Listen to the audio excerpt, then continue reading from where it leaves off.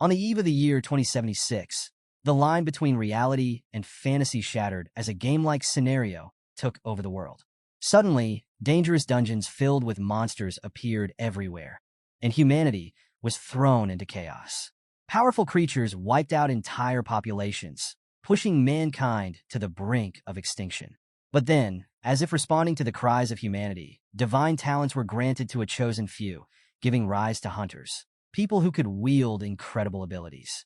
These hunters fought back, turning the tide against the monsters, and eventually saved the world. But as the dust settled, a new era began, an era where strength was everything and survival of the fittest became the law of the land. Now, hunters had to constantly evolve, fighting their way through dungeons, battling bosses, collecting treasures, and leveling up. This relentless quest for power marked the beginning of what became known as the Global Hunter Era. One of the most iconic places in this new world was the Hunter Square. This massive structure was known for its towering height and the aura of power that surrounded it. But before anyone could start their journey as a hunter, they had to face the 1,000 steps, a symbolic trial. If you made it to the top, you'd awaken your hunter class and gain the chance to unlock your full potential. However, not everyone hit the jackpot with their class. And that's where we meet Su Yang. After completing the trial, Su Yang descended the grand staircase of Hunter Square, but instead of excitement, he was feeling, well, disappointed. He'd hoped for a rare, powerful class, but what did he get? A warrior, the most basic class you could imagine. His stats? Nothing special. Strength at 12, speed and spirit at 10. Basically, not a great start. Warriors like him often found themselves in tough spots during close combat, facing more risks than those with specialized abilities. It felt like no matter how hard they trained, they were always in someone else's shadow. And just when Su Yang was coming to terms with his reality, along comes Wang Fei, a loudmouth looking to stir the pot. Wang Fei, who just awakened as an ice mage, couldn't resist throwing some shade at Su Yang, calling him a nobody orphan who didn't deserve anything more than grunt work. But Su Yang wasn't having it. He clapped his hands, like he was swatting an invisible fly, and hit Wang Fei with a quick, sarcastic clapback. He congratulated him on becoming an ice mage, but with a sly remark about how mages are basically glass cannons, strong in magic but fragile as hell in a real fight. Su Yang even told Wang Fei to run those hands if he really wanted the smoke. But as expected, Wang Fei started spewing weak threats, hiding behind his squad instead of stepping up. Just as the tension was building and it seemed like a brawl was about to break out, the vibe changed fast. One of Wang Fei's group members noticed something that made everyone freeze. The Spirit Hunt Guild's raiding team had arrived. This wasn't just any guild. This was a top-tier powerhouse known all across East Spirit City for its legendary achievements. And leading the group was none other than Zhao Ming, the vice president of the guild. Zhao Ming was a big deal. A guy you usually only saw on posters or in promotional videos, but here he was standing in the flesh, commanding the space around him with his presence. Alright, so Wang Fei, still riding the high of his Ice Mage class, decides to shoot his shot with the Spirit Hunt Guild. You can almost see the ambition in his eyes as he steps forward, eager to prove himself. He starts buttering up the raiding team, throwing compliments at the guild, and trying to showcase his rare Ice Mage abilities. The guy's got some confidence, hoping this might just land him a spot in one of the most prestigious guilds out there. At first, his request is straight up denied by one of the guild members. They stop him in his tracks, telling him to apply through the official recruitment process like everyone else. No shortcuts here. But then, in a twist, Zhao Ming, the vice president of the guild, notices Wang Fei's hustle and the potential value his control skill could bring to their team. So, out of respect for the effort, Zhao Ming hands Wang Fei a recruitment card. Big move. This not only highlights Wang Fei's potential, but also shows that the Spirit Hunt Guild is always scouting for new talent, even if they're selective. Now, seeing this go down, everyone else around them jumps in, trying to grab the raiding team's attention.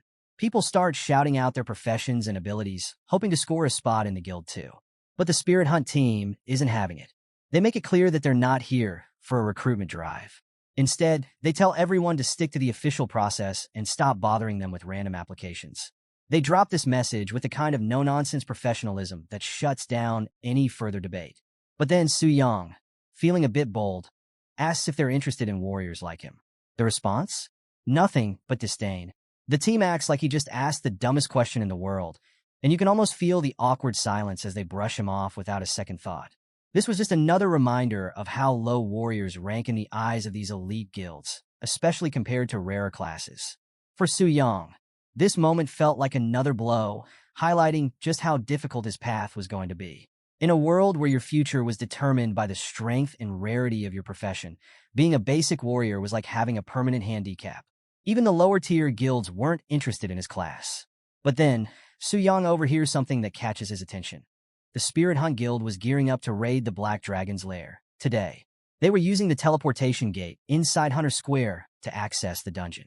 Now, for those of you who don't know, the Black Dragon's lair is no joke. It's the largest S-tier dungeon in City CA, packed with monsters, elite creatures, and at the very end of it all, the most terrifying boss, Black Flame Wings Athos, a level 99 monster that's taken down even the strongest guilds before. Despite how deadly this dungeon is, word has it that the Spirit Hunt Guild has hunters at 4th Transcendence or higher, meaning they've got the firepower to handle it. Plus, they've got a reputation for never failing a raid, so maybe they can actually pull it off. But for Su Yang, hearing all this just made him feel worse. Here he was, watching others about to take on this epic quest, while he was stuck in a basic warrior class, doomed to a life of mediocrity. The thought of being trampled underfoot by stronger hunters, while he struggled to survive, was starting to weigh on him. Just as he was sinking into despair, something unexpected happened. Out of nowhere, a system notification popped up, catching him completely off guard. The message? Perfect soul host detected. Part-time system will soon be bound to you. Wait, what? Su Yang couldn't believe it. This wasn't just some random notification. It was a game changer. And as if that wasn't enough, when he opened his eyes again, he found himself transformed. He wasn't Su Yang anymore. He had become the very thing everyone feared. The level 99 Black Dragon, Athos, the Black Flame Wing itself. So, now that Su Yang is transformed into Athos, the Black Flame Dragon, he's suddenly aware of the sheer power he's gained. His health pool is insane, 5 million HP. And his stats? Absolutely off the charts. We're talking incredible strength, speed, and spirit values that make him almost unstoppable. Oh, and did I mention his 80% immunity to both physical and magical attacks? Yeah, that's the dragon bloodline at work, giving him an insane advantage. And the skills this guy has? They're straight out of a legend. First, there's his Black Flames, a destructive power he can unleash without any cost, dealing massive magical damage to anyone who dares to face him. Then, he's got Dragon Suppression, which lowers the stats of any creature below his level by 20%.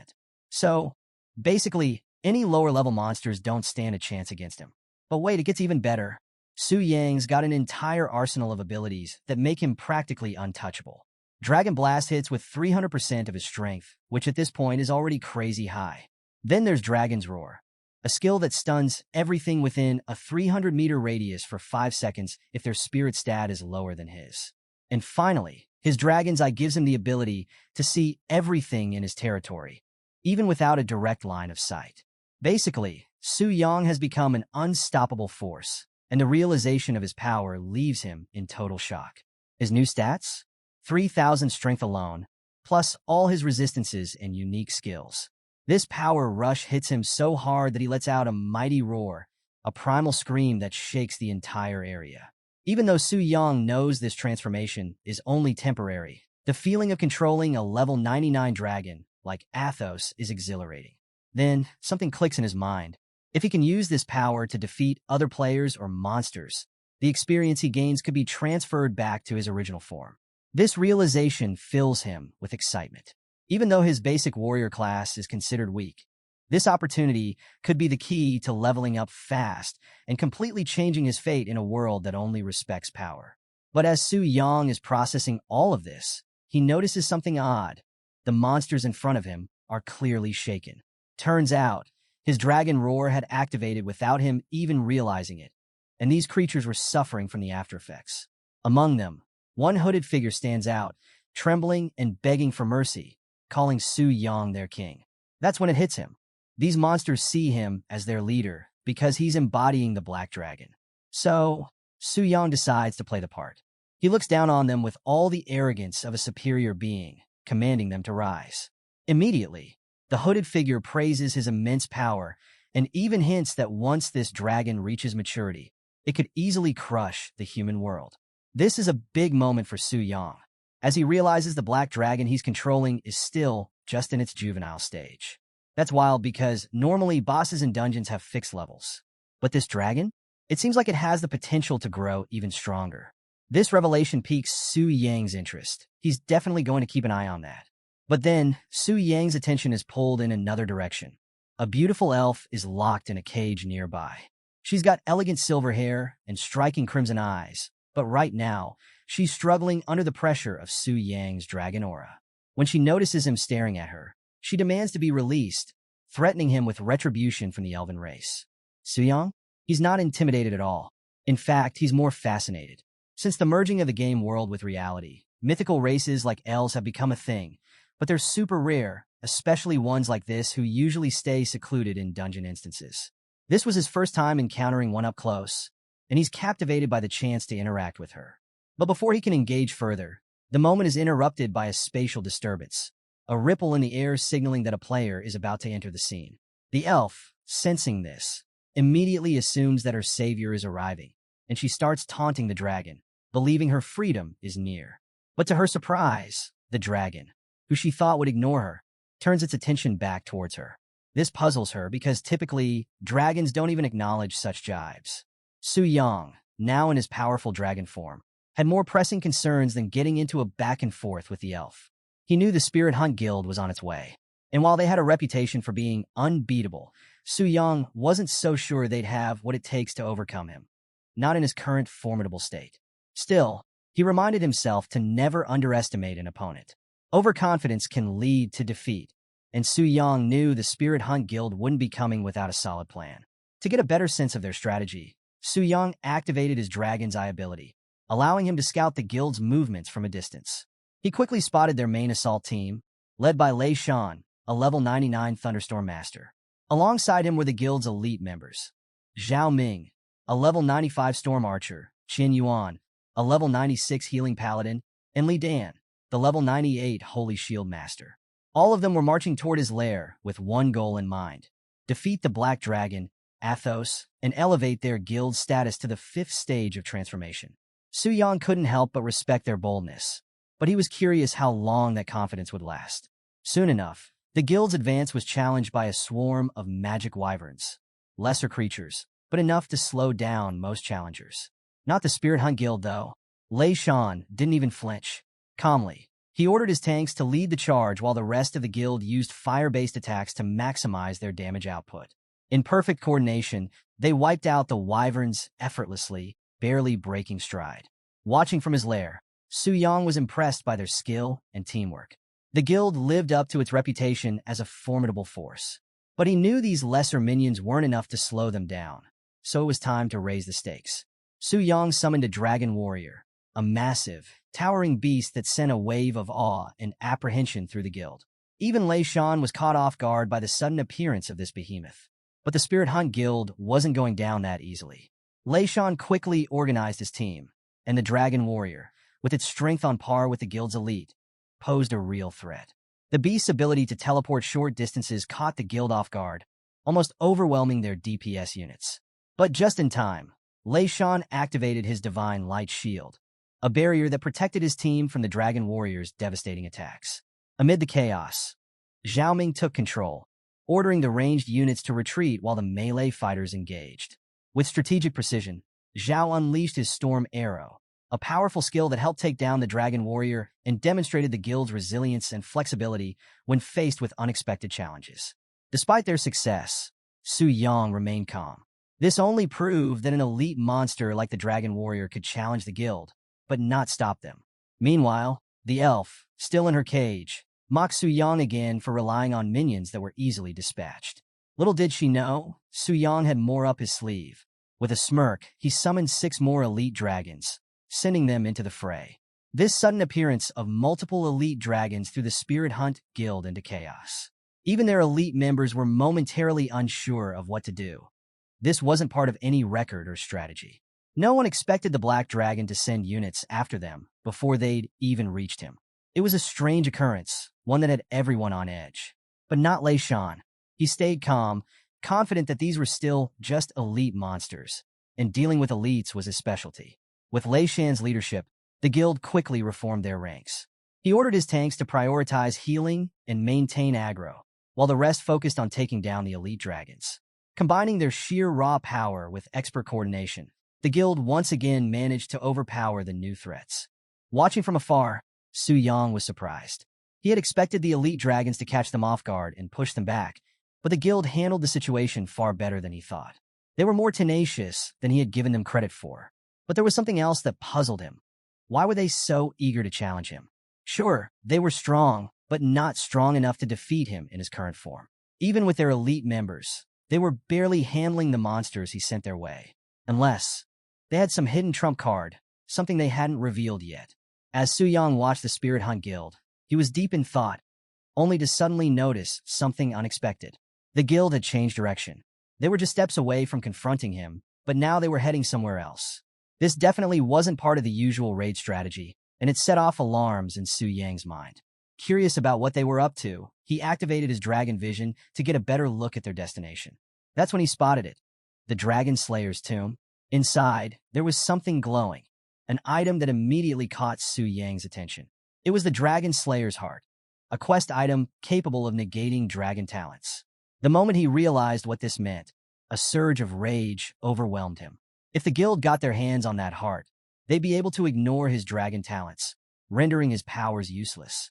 His subordinates, startled by his sudden reaction, asked if he was all right, but Su Yang wasn't concerned about them right now. His mind was racing. He had seen this kind of thing happen in games before. A near-invincible boss would have its defenses weakened by a key item or mechanic, allowing the players to defeat it. If the Dragon Slayer's heart could truly bypass his talents, then there was a real chance he could be defeated. But now that he knew their plan, there was no way he was going to stand by and let them acquire it. With a powerful flap of his wings, Su Yang left his lair at an insane speed. The force was so intense that it shattered the sound barrier, creating a shockwave that shook the ground. His sudden departure caused an uproar among the monsters under his command. They were cheering, thrilled by the sight of their king finally taking action. Even the elf was stunned. This was completely out of character for a dragon. Normally, they would wait in their lair for adventurers to come to them. But the way Su Yang reacted was as if he were in a frenzy, and that was far more concerning. Meanwhile, the Spirit Hunt Guild continued their march through the dungeon, unaware of the fury heading their way. Lei Shan was frustrated. Things weren't going according to the guide they had received. Zhao Ming suggested that maybe the Heavenly Mechanism Pavilion had deceived them with a faulty strategy. But despite all the uncertainty, Zhao Ming still had faith in the pavilion's reputation. He'd even traded his universe ring for that guide, so he wasn't about to question its authenticity. However, Qin Yuan raised a valid concern. If they ran into another unexpected situation, they might end up alerting the Black Dragon. Lei Shan dismissed this, confident that the dragon wouldn't leave its lair unless provoked. After all, according to their guide, the Black Dragon was nothing more than a lazy, overpowered lizard. As long as they didn't attack first, they had nothing to worry about. The dragon was just a stepping stone for the guild, and with all the damage it had caused, Lei Shan was determined to make the Black Dragon pay. But Qin Yuan had other motivations. He was more focused on completing the Elf Maiden's Easter egg. If they succeeded, they'd not only gain a pass to the Elven Kingdom, but the Elf Maiden herself would obey their commands. Lei Shan, understanding his team's ambitions, promised that once the dragon was defeated, they could deal with the elf however they wanted. However, their planning was cut short when one of the guild members, Chen Yuan, spotted a large silhouette in the sky. At first, they thought it was just a flying dragon, a minor threat, but something didn't add up. These types of creatures were labeled as guard monsters and shouldn't be appearing here. As the silhouette got closer, their mistake became clear. It wasn't just a guard monster. It was the Black Dragon, Athos himself. Shock spread through the guild. They were supposed to face the Black Dragon later in their quest, but now he was right in front of them. And without the Dragon Slayer's heart, the item they believed was essential for their victory, they were in deep trouble. Panic started to spread, and for a brief moment, the guild even contemplated retreating. Su Yang, watching their fear, couldn't help but smirk. The supposedly invincible Spirit Hunt Guild, reduced to cowards when stripped of their tricks. This played right into his hands. He saw this as the perfect opportunity to eliminate them and level up in one go. But just as he prepared to attack, Lei Shan's resolve hardened. He wasn't about to back down. As Su Yang readied his devastating attack, Lei Shan acted fast, using his lightning ability to interrupt the dragon's assault. While it wasn't the most powerful strike, it was enough to throw off Su Yang's attack, buying the guild precious time. Lei Shan wasn't about to back down. He unleashed a powerful aura of electricity, signaling to his guild that they were going to confront this black dragon head-on. There was no turning back now. He firmly instructed everyone. Retreat wasn't an option. Lei Shan believed in their strength and reminded them that while the dragon was powerful, so were they. And to motivate them even further, he promised generous rewards, money, equipment, even women, whatever they wanted once they took down the dragon. With that promise, the guild members' spirits were lifted. Even though the dragon looked as menacing as ever, they now believed they could do the impossible.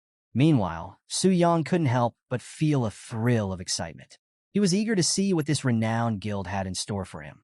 As the confrontation escalated, Lei Shan swiftly gave orders to Li Dan to boost both their defenses and offensive capabilities. Li Dan activated their strongest defense barrier, while the healers were called to support with mana regeneration, ensuring the team could hold their ground. At the same time, the support classes worked to apply single-target buffs on Lei Shan and Zhao Ming, maximizing their attack potential. According to their strategy, they just needed a small window of opportunity to grab the Dragon Slayer's heart from the tomb.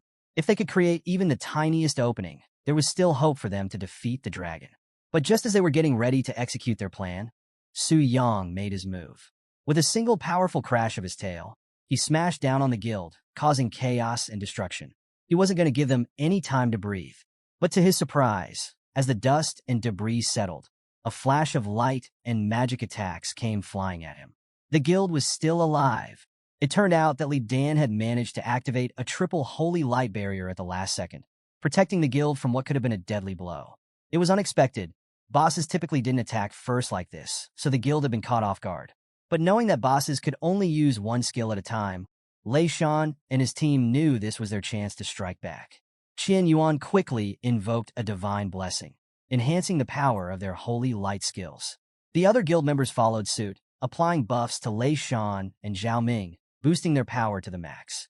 Now fully enhanced, they prepared to unleash their full might against the Black Dragon. Su Yang, watching them regroup so quickly, was impressed. The guild had been caught by surprise, but within moments, they were back on their feet and ready to counterattack. It was too late for Su Yang to dodge, so he braced himself, preparing for their assault. Lei Shan and Zhao Ming unleashed their most devastating attacks, combining all their strongest skills into one concentrated strike aimed directly at Athos. The impact of the attack was so intense that it could be felt far beyond the battlefield. Lei Shan, confident that they had done serious damage, commanded his guild to prepare for another wave. But as the smoke cleared, his confidence shattered. To his shock, the dragon stood there, barely scratched. The guild's most potent attacks had only managed to deal 10,000 damage. That wasn't even 1% of Athos' health. The dragon's damage reduction rate was far higher than they had anticipated. Seeing this, some guild members began to question whether they should retreat. But Lei Shan urged them to stay strong. According to the guide, the dragon wouldn't unleash its ultimate skills until its health dropped below 75%, so they still had a chance to distract it long enough to get the artifact.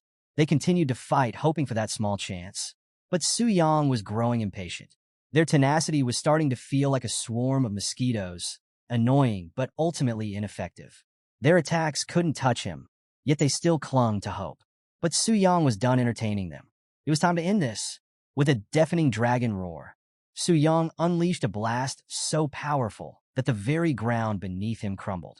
The guild members were overwhelmed by the roar, knocked flat by its devastating power.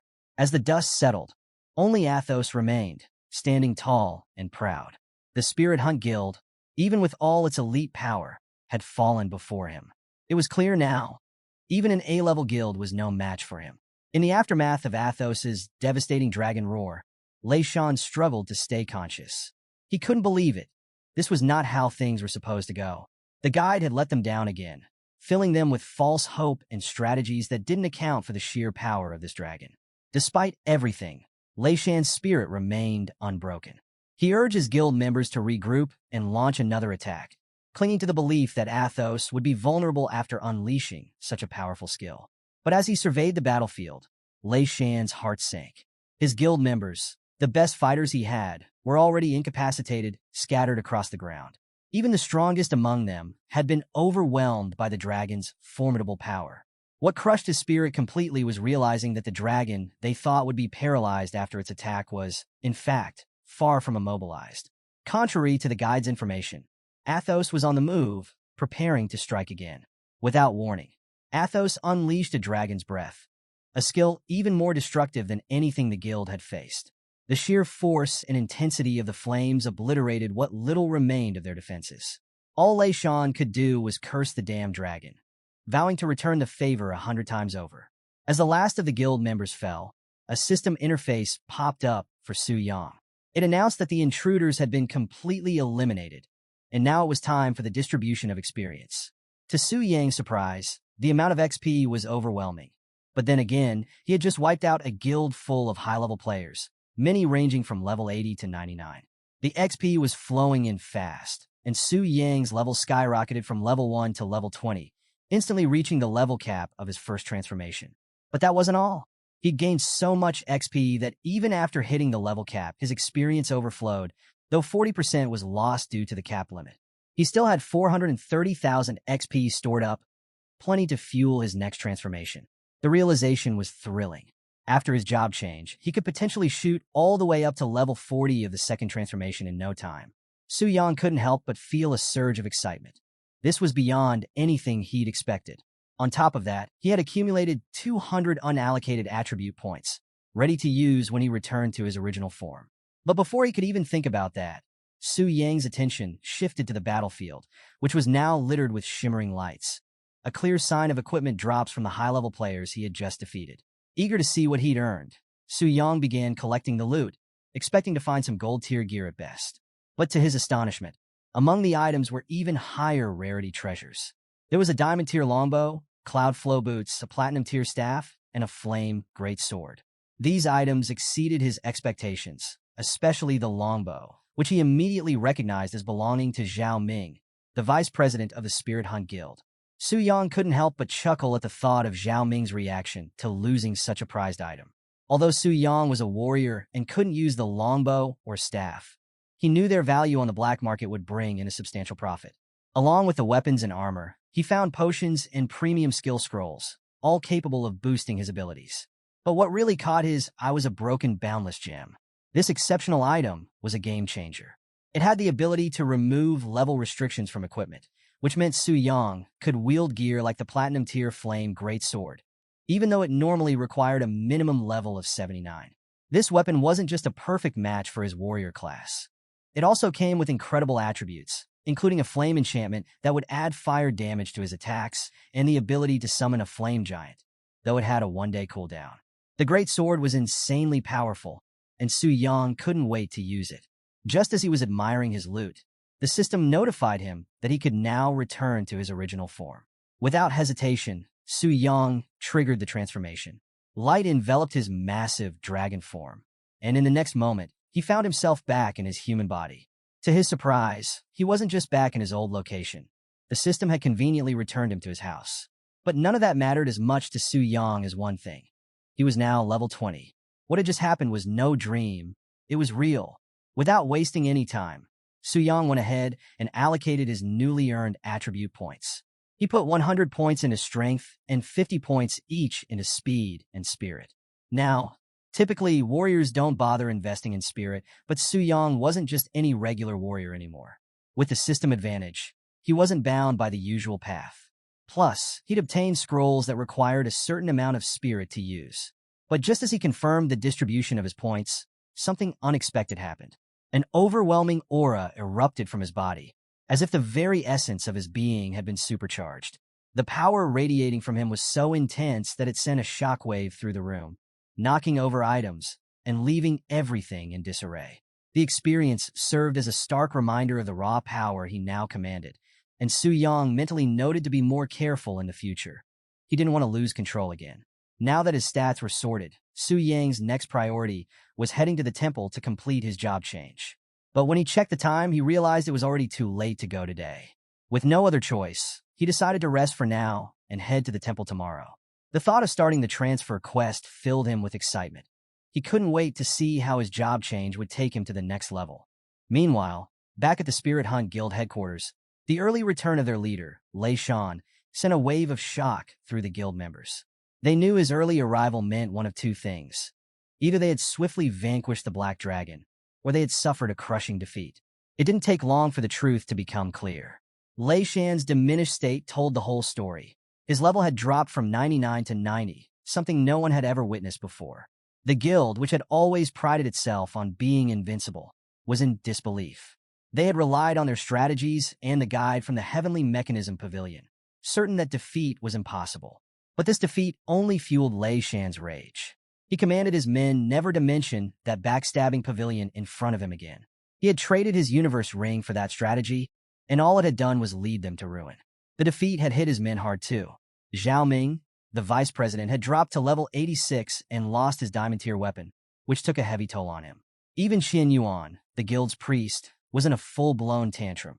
He had lost his precious cloud flow boots and the chance to secure an elf girlfriend. With all this, Lei Shan's eyes sparked with fury, radiating the power of thunder. It was a clear sign of the storm brewing inside him. He vowed to seek retribution against the pavilion for their betrayal and wouldn't rest until he got answers from those deceivers. The next day arrived, and at the Anshan orphanage, the atmosphere was completely different from any typical day. The place was alive with activity. Children ran around, playing and laughing, while the adults were busy trying to keep things under control. But things were even more chaotic than usual, because the orphanage had received a surprising number of deliveries. Piles of boxes and packages had arrived, much to everyone's confusion.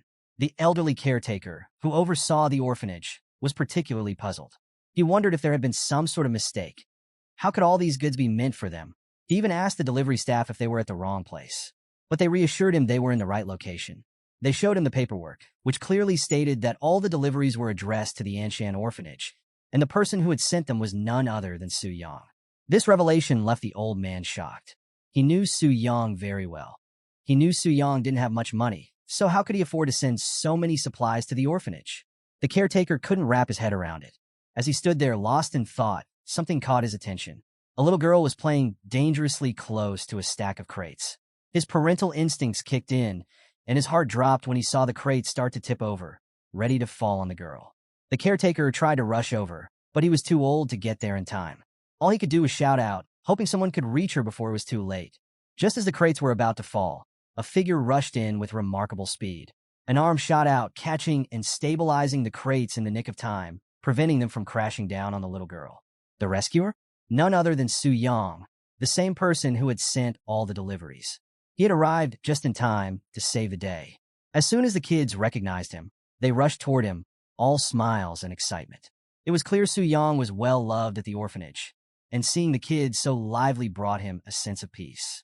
The old caretaker was equally excited to greet him, and he couldn't help but notice how strong Su Yang had become. Su Yang was holding the heavy crates like they were nothing, a clear sign that he had already received a profession, which made the caretaker proud. Despite his joy, the old man couldn't shake his concern for Su Yang's safety. It was second nature for him to worry about the children he had raised, so he couldn't help but advise Su Yang to remain cautious and prioritize his own well-being. Su Yang offered an awkward smile in response, fully aware that he was now the monster others should be afraid of. Still, he was touched by the caretaker's concern. Growing up as an orphan, Su Yang had always felt fortunate to have someone who cared for him like family. Wanting to ease the old man's worries, Su Yang reassured him, saying there was nothing to fear. After all, the monsters couldn't hurt him, not with the strength he now had. He even mentioned he was heading to the temple to complete his job change, a fact that made the caretaker momentarily relieved.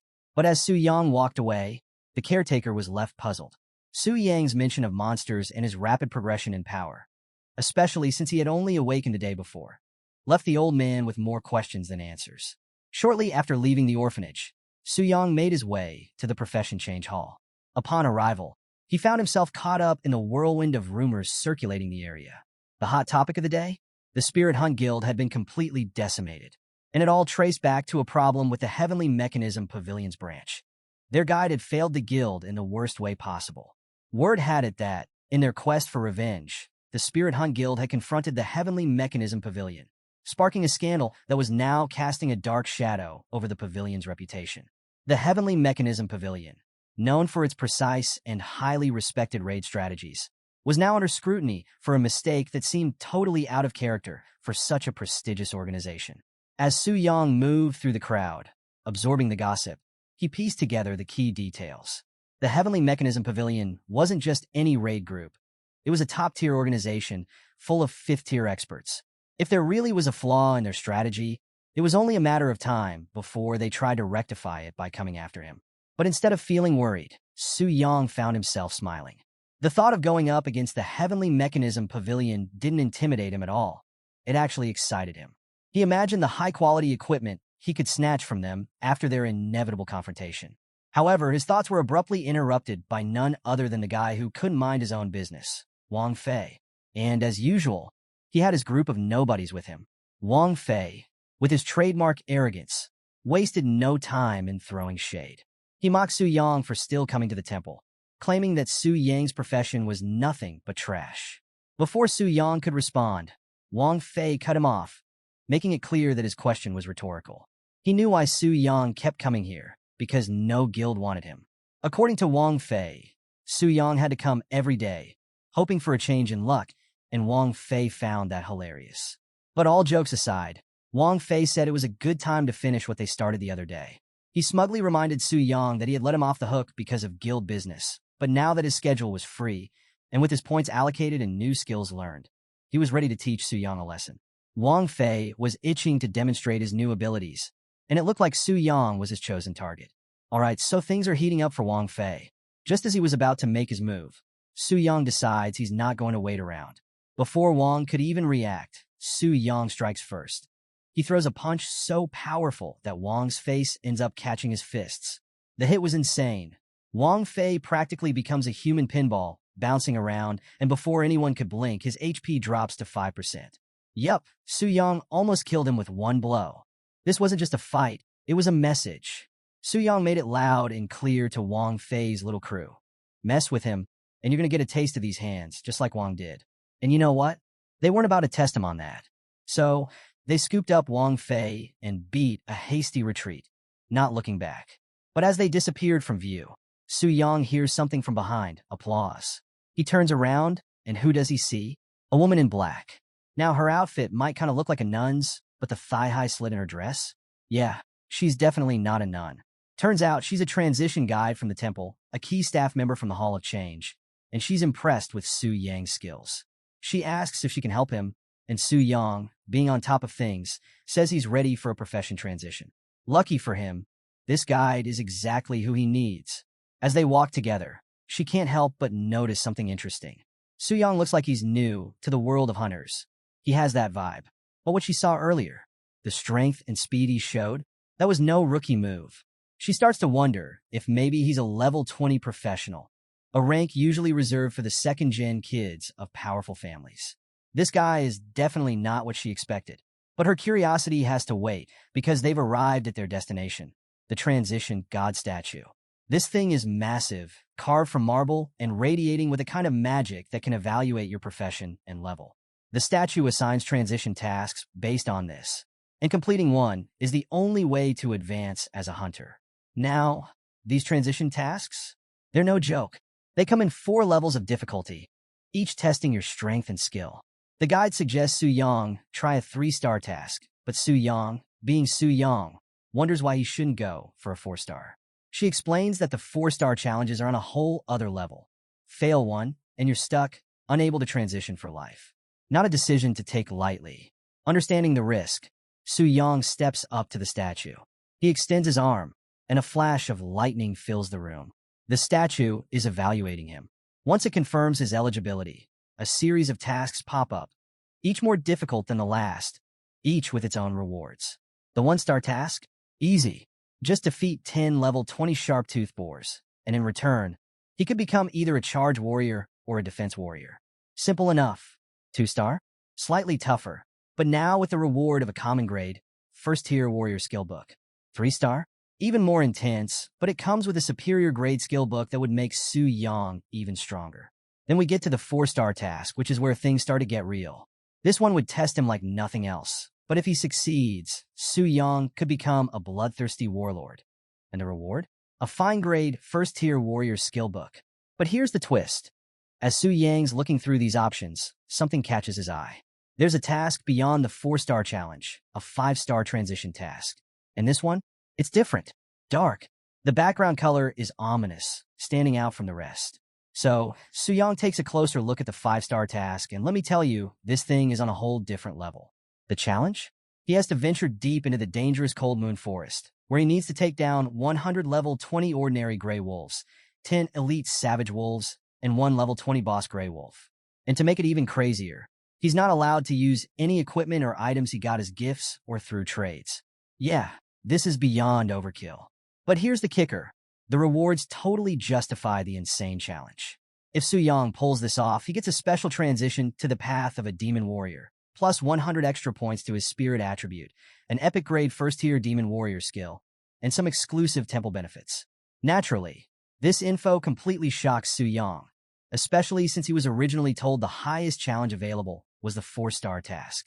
Confused, Su Yang turns to the nun and asks what's up with that.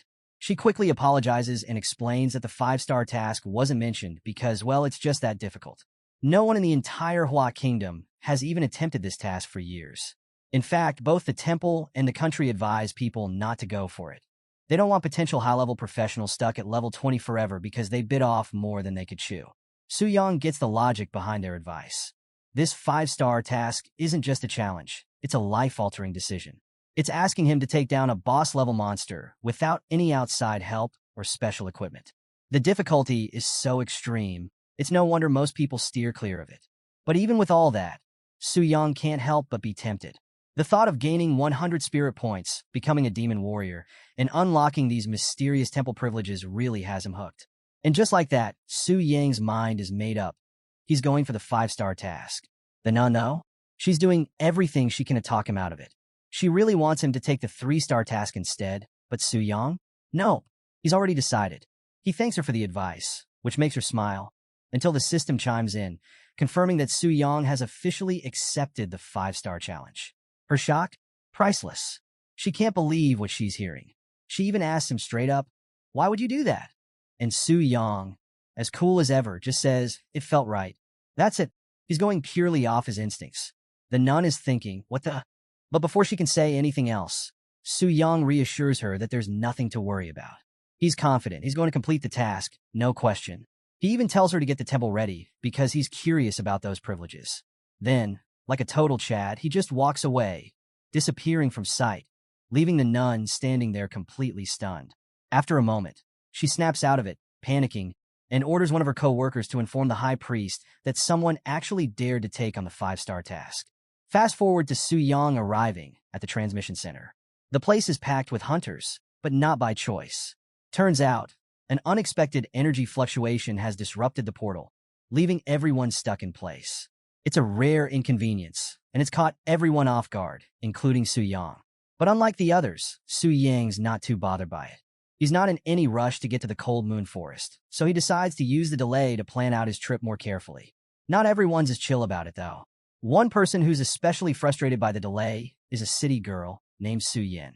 And honestly, she's kind of bad, I'm not gonna lie. But anyway, she's used to the fast pace of city life, so dealing with the inefficiencies of this smaller town is really testing her patience.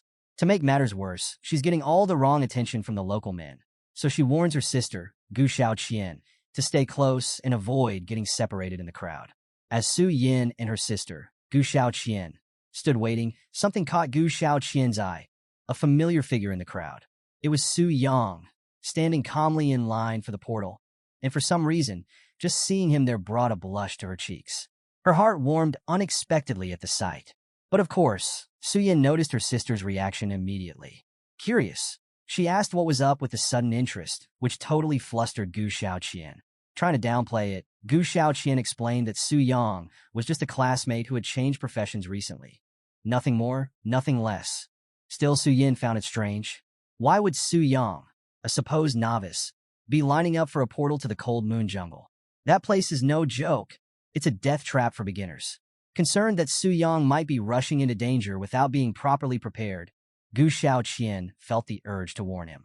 But before either of them could act, the portal resumed operations, and Su Yang was already gone, transported straight into the dangerous jungle. Gu Shaoqian was left standing there in shock, her mind racing with worry for his safety. Meanwhile, on the other side, Su Yang steps into the cold moon jungle like it's no big deal. The first thing he notices? There are no other hunters around. It's eerily quiet, and that sets off alarm bells in his head. He figures that everyone else must have sensed the danger and bailed, leaving him to handle the jungle's threats alone. And sure enough, a monster attacks him from behind. But Su Yang? He's got that ultra instinct. He dodges like it's nothing, hands down looking like Goku in drip mode, just casually avoiding the strike. When he finally turns to face the creature, he realizes it's one of the targets from his quest, though he didn't expect to run into it so soon. Now, dealing with this monster is tricky under normal circumstances. Most people would rely on special equipment or trade items to take it down. But Su Yang? Nah, he's got something better. He pulls out his long, flaming sword and slices through the beast like butter, overkilling it on purpose just to see the sword at full power. The flames cook the creature right on the spot. See, Su Yang had invested a ton of money into this sword, mainly because the sword didn't have a gem slot. He originally planned to use a gem that would let him bypass level requirements, but without a slot, the gem was useless. So, he had to buy a high-level drilling stone to carve one in. But luck wasn't on his side. It kept failing over and over again, draining his bank account from 100 million to 60 million. Painful, right? Still, getting to use the sword now felt like a win. Su Yang decided to look on the bright side of things. Plus, he still had Xiao Ming's old longbow. If he could sell that, maybe he'd recover some of his losses. Maybe even sell it back to Xiao Ming himself, which he found kind of funny. But financial worries had to wait. Su Yang was suddenly under attack again. Fortunately, he was prepared. He had a silver-level scroll in his possession, and it activated a powerful barrier around him, capable of absorbing up to 50,000 points of damage. The low IQ monsters didn't stand a chance.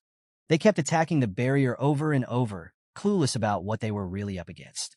Su Yang let them attack, knowing they were playing right into his hands. Then, with a single devastating swing of his sword, he unleashed a fiery whirlwind that swept through the wolves, wiping out 15 of them in one go. Impressive, right? But that was just the beginning. He still needed to kill 100 wolves to complete his quest, and hunting them down one by one would be way too time-consuming. So, Su Yang pulled out a monster attraction stone from his inventory. This rare item, usually dropped by low-level bosses, had the ability to attract both ordinary and elite monsters within a wide radius straight to him. It was the perfect tool to streamline his mission, and Su Yang knew exactly how to use it. Su Yang activated the monster attraction stone by tossing it into the sky, where it shattered, releasing its magic. Almost immediately, the stone's power became clear. Wolves began swarming from every direction, surrounding Su Yang completely. But running away? That was never an option for Su Yang. He was determined to complete his quest in the most decisive way possible. To prepare, he quickly drank an intermediate spirit potion, boosting his spirit points significantly, and then pulled out a special baptism of fire skill scroll. This scroll allowed him to unleash a devastating area of effect fire attack, wrapping him in a massive pillar of flames that incinerated any monster that dared to get too close. In just a few moments, he hit the goal of slaying 100 wolves.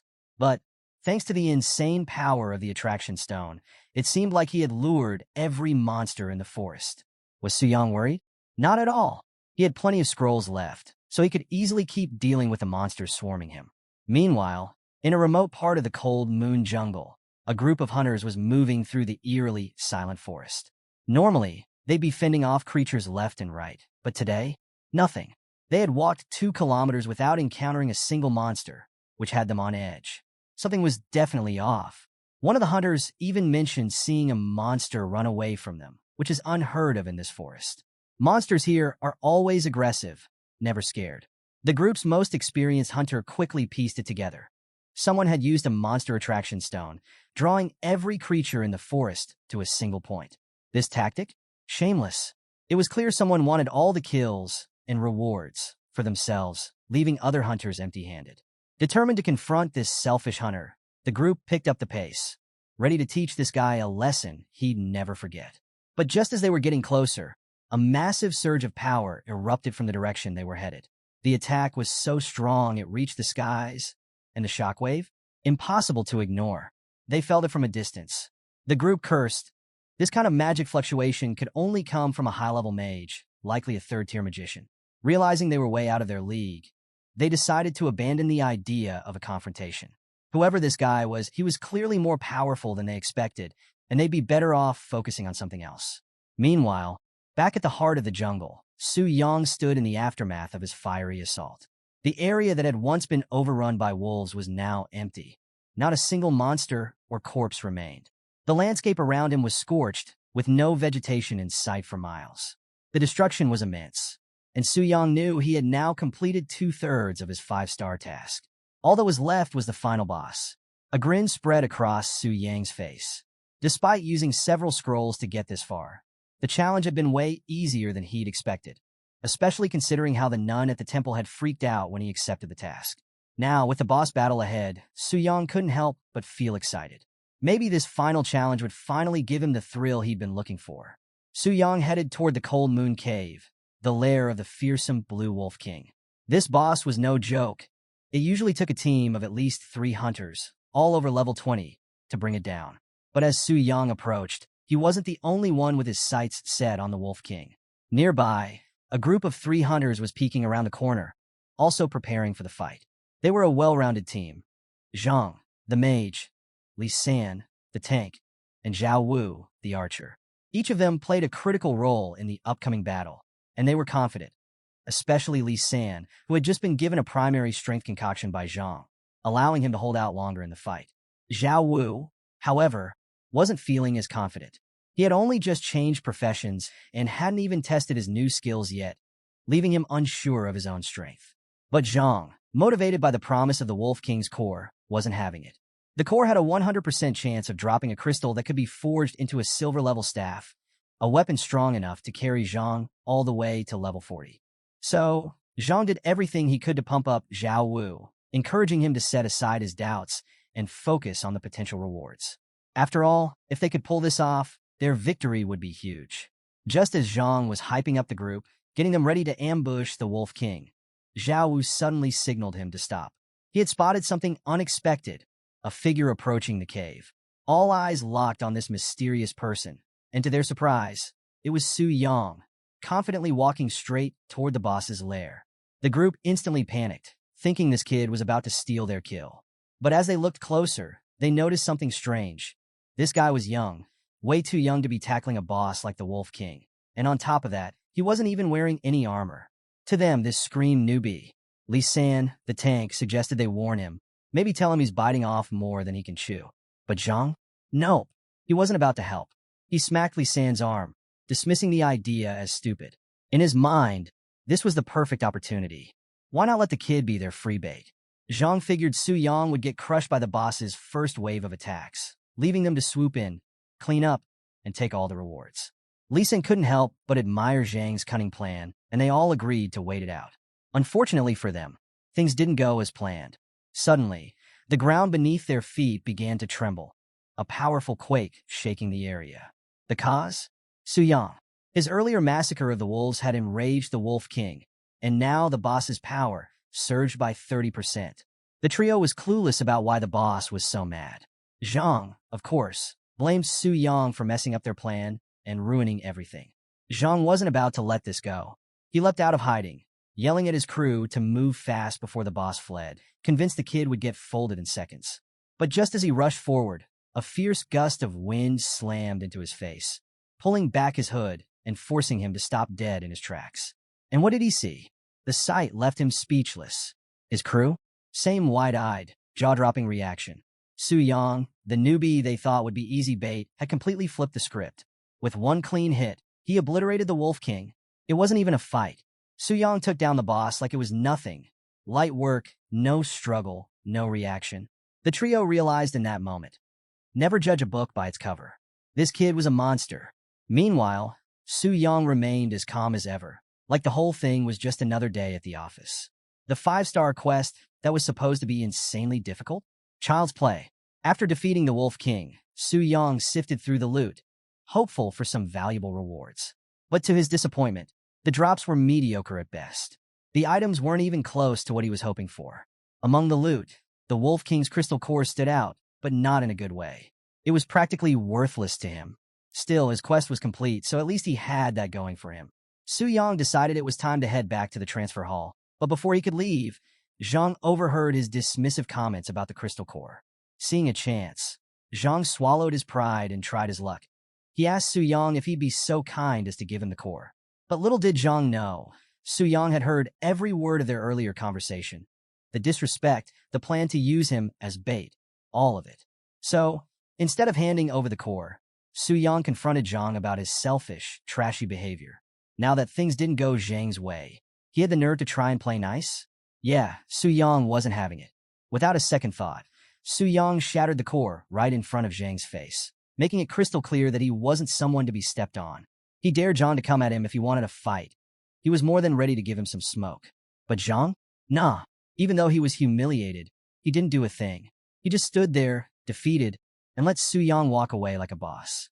Zhang's crew was just as stunned, unable to believe what had just happened.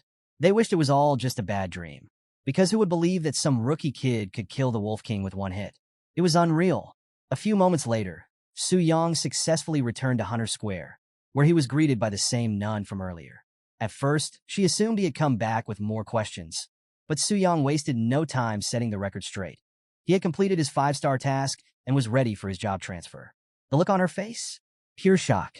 I mean, it's understandable. Finishing a 5-star transfer task this quickly is unheard of. She was skeptical at first, but once she checked the system's records, it confirmed everything. Su Yang wasn't lying. He had really done it. This completely shifted the way she saw him. He wasn't just some show-off or reckless idiot. This guy was seriously powerful, to the point where people might think he was cheating. But with the system verifying his success and the fact that he returned unharmed, it was clear just how strong Su Yang really was. As the nun continued staring at him, Su Yang started to feel a little uncomfortable and snapped her out of it by asking if he could begin his job transfer now. After confirming everything, the nun led him back to the statue. But as they walked, her mind was still racing, thinking about Su Yang's insane strength. She realized how beneficial it would be for her temple to have someone like him on their side. Thankfully, she had already informed the priest about Su Yang's talent, reducing the chances of him being recruited by other factions. But as she thought more about him, things started getting a little personal. The nun, despite being, well, a nun, couldn't help but notice how handsome Su Yang was. Her thoughts went wild. She was straight up down bad, imagining all sorts of things, even thinking about asking for his contact info once all this was over. The idea of being with Su Yang was driving her crazy, but for now, she had to set those thoughts aside. They arrived at the statue, and Su Yang wasted no time stepping closer. Almost immediately, a burst of light filled the room, followed by beams of energy descending upon him, one after another. The powerful energy coursed through his body, signaling that he had successfully passed the test. Su Yang was now ready for his job change. Then, something amazing happened. A golden halo materialized around his wrist. This was a job halo, a special reward given to players who complete job transfer tasks. The color of the halo and the bonuses it provided were based on the difficulty of the task. White offered a 2% bonus, green gave 4%, blue provided 6%, purple granted 10%, and orange, the highest tier, offered a staggering 25% boost to basic attributes. Yeah, Su Yang had just unlocked that orange halo, the highest tier. This was beyond what he had expected, and he could feel it. He had leveled up significantly. On top of that, Su Yang officially transitioned into the Demon Warrior class, a hybrid class that excelled in both close combat physical skills and a wide range of magic abilities. This transformation made him even more versatile and powerful. His level cap was now raised to 40, and thanks to the 400,000 experience points he had saved up, Su Yang's level instantly shot up to 34. That meant he now had 210 attribute points to allocate. Wasting no time, Su Yang strategically boosted his strength and spirit to 90 each, while adding 30 points to his speed. This, combined with his flaming sword, made his power skyrocket. His strength surged to over 500, his spirit reached 300, and his speed hit 100, a massive upgrade from where he started. But the rewards didn't stop there. As promised, Su Yang received the Epic Skill Book exclusive to the Demon Warrior class. This book contained the Magic Blade skill, an epic-grade ability that allowed Su Yang to forge a weapon out of condensed mana, dealing full magic damage. And here's the kicker. The damage of the blade increased with his strength and mental attributes, making it ridiculously powerful. Without hesitation, Su Yang decided to test the skill out. He materialized a blade made entirely of mana and swung it. And to his surprise, the blade's capabilities exceeded his expectations. It wasn't just powerful, it could be controlled with mere thought. The blade could even change shape at will, giving Su Yang incredible versatility in both close-quarters combat and ranged attacks. And the best part? The blade could be enlarged infinitely, only limited by Su Yang's mana reserves. It was basically like owning an indestructible heirloom weapon, perfect for any situation and insanely cost-efficient. There was no doubt about it. This was definitely a 5-star job transfer mission. The rewards Su Yang received far surpassed those of any lesser tasks. Now, with his newfound power, Su Yang resolved to pursue even more 5-star challenges in the future. Su Yang's thoughts were interrupted as the nun congratulated him on his incredible achievement. She told him that from now on, his name would be engraved on the temple monument, and he'd officially become a VIP guest of the Job Transfer Temple. Speaking of VIPs, Su Yang was curious, so he went ahead and asked about the specific privileges. But the nun wasn't sure of the details herself and suggested they wait while she checked with her superiors. Turns out there was no need to wait at all. Another figure appeared on the scene, ready to explain everything about the VIP benefits. The newcomer was dressed in an enchanting white gown. It was none other than Bai Ling, the senior priest of the Transfer Temple in Dangling City. Her sudden arrival shocked even the nun, and for good reason. The position of senior priest is just below the highest authority in the temple. Seeing someone of her rank personally show up was rare, but Su Yang's 5-star accomplishment was enough to warrant this special treatment. With Bai Ling now handling things, the nun's role became unnecessary. Bai Ling politely dismissed her, and while the nun left with a smile on her face, deep down she was crying because she still hadn't gotten Su Yang's contact information.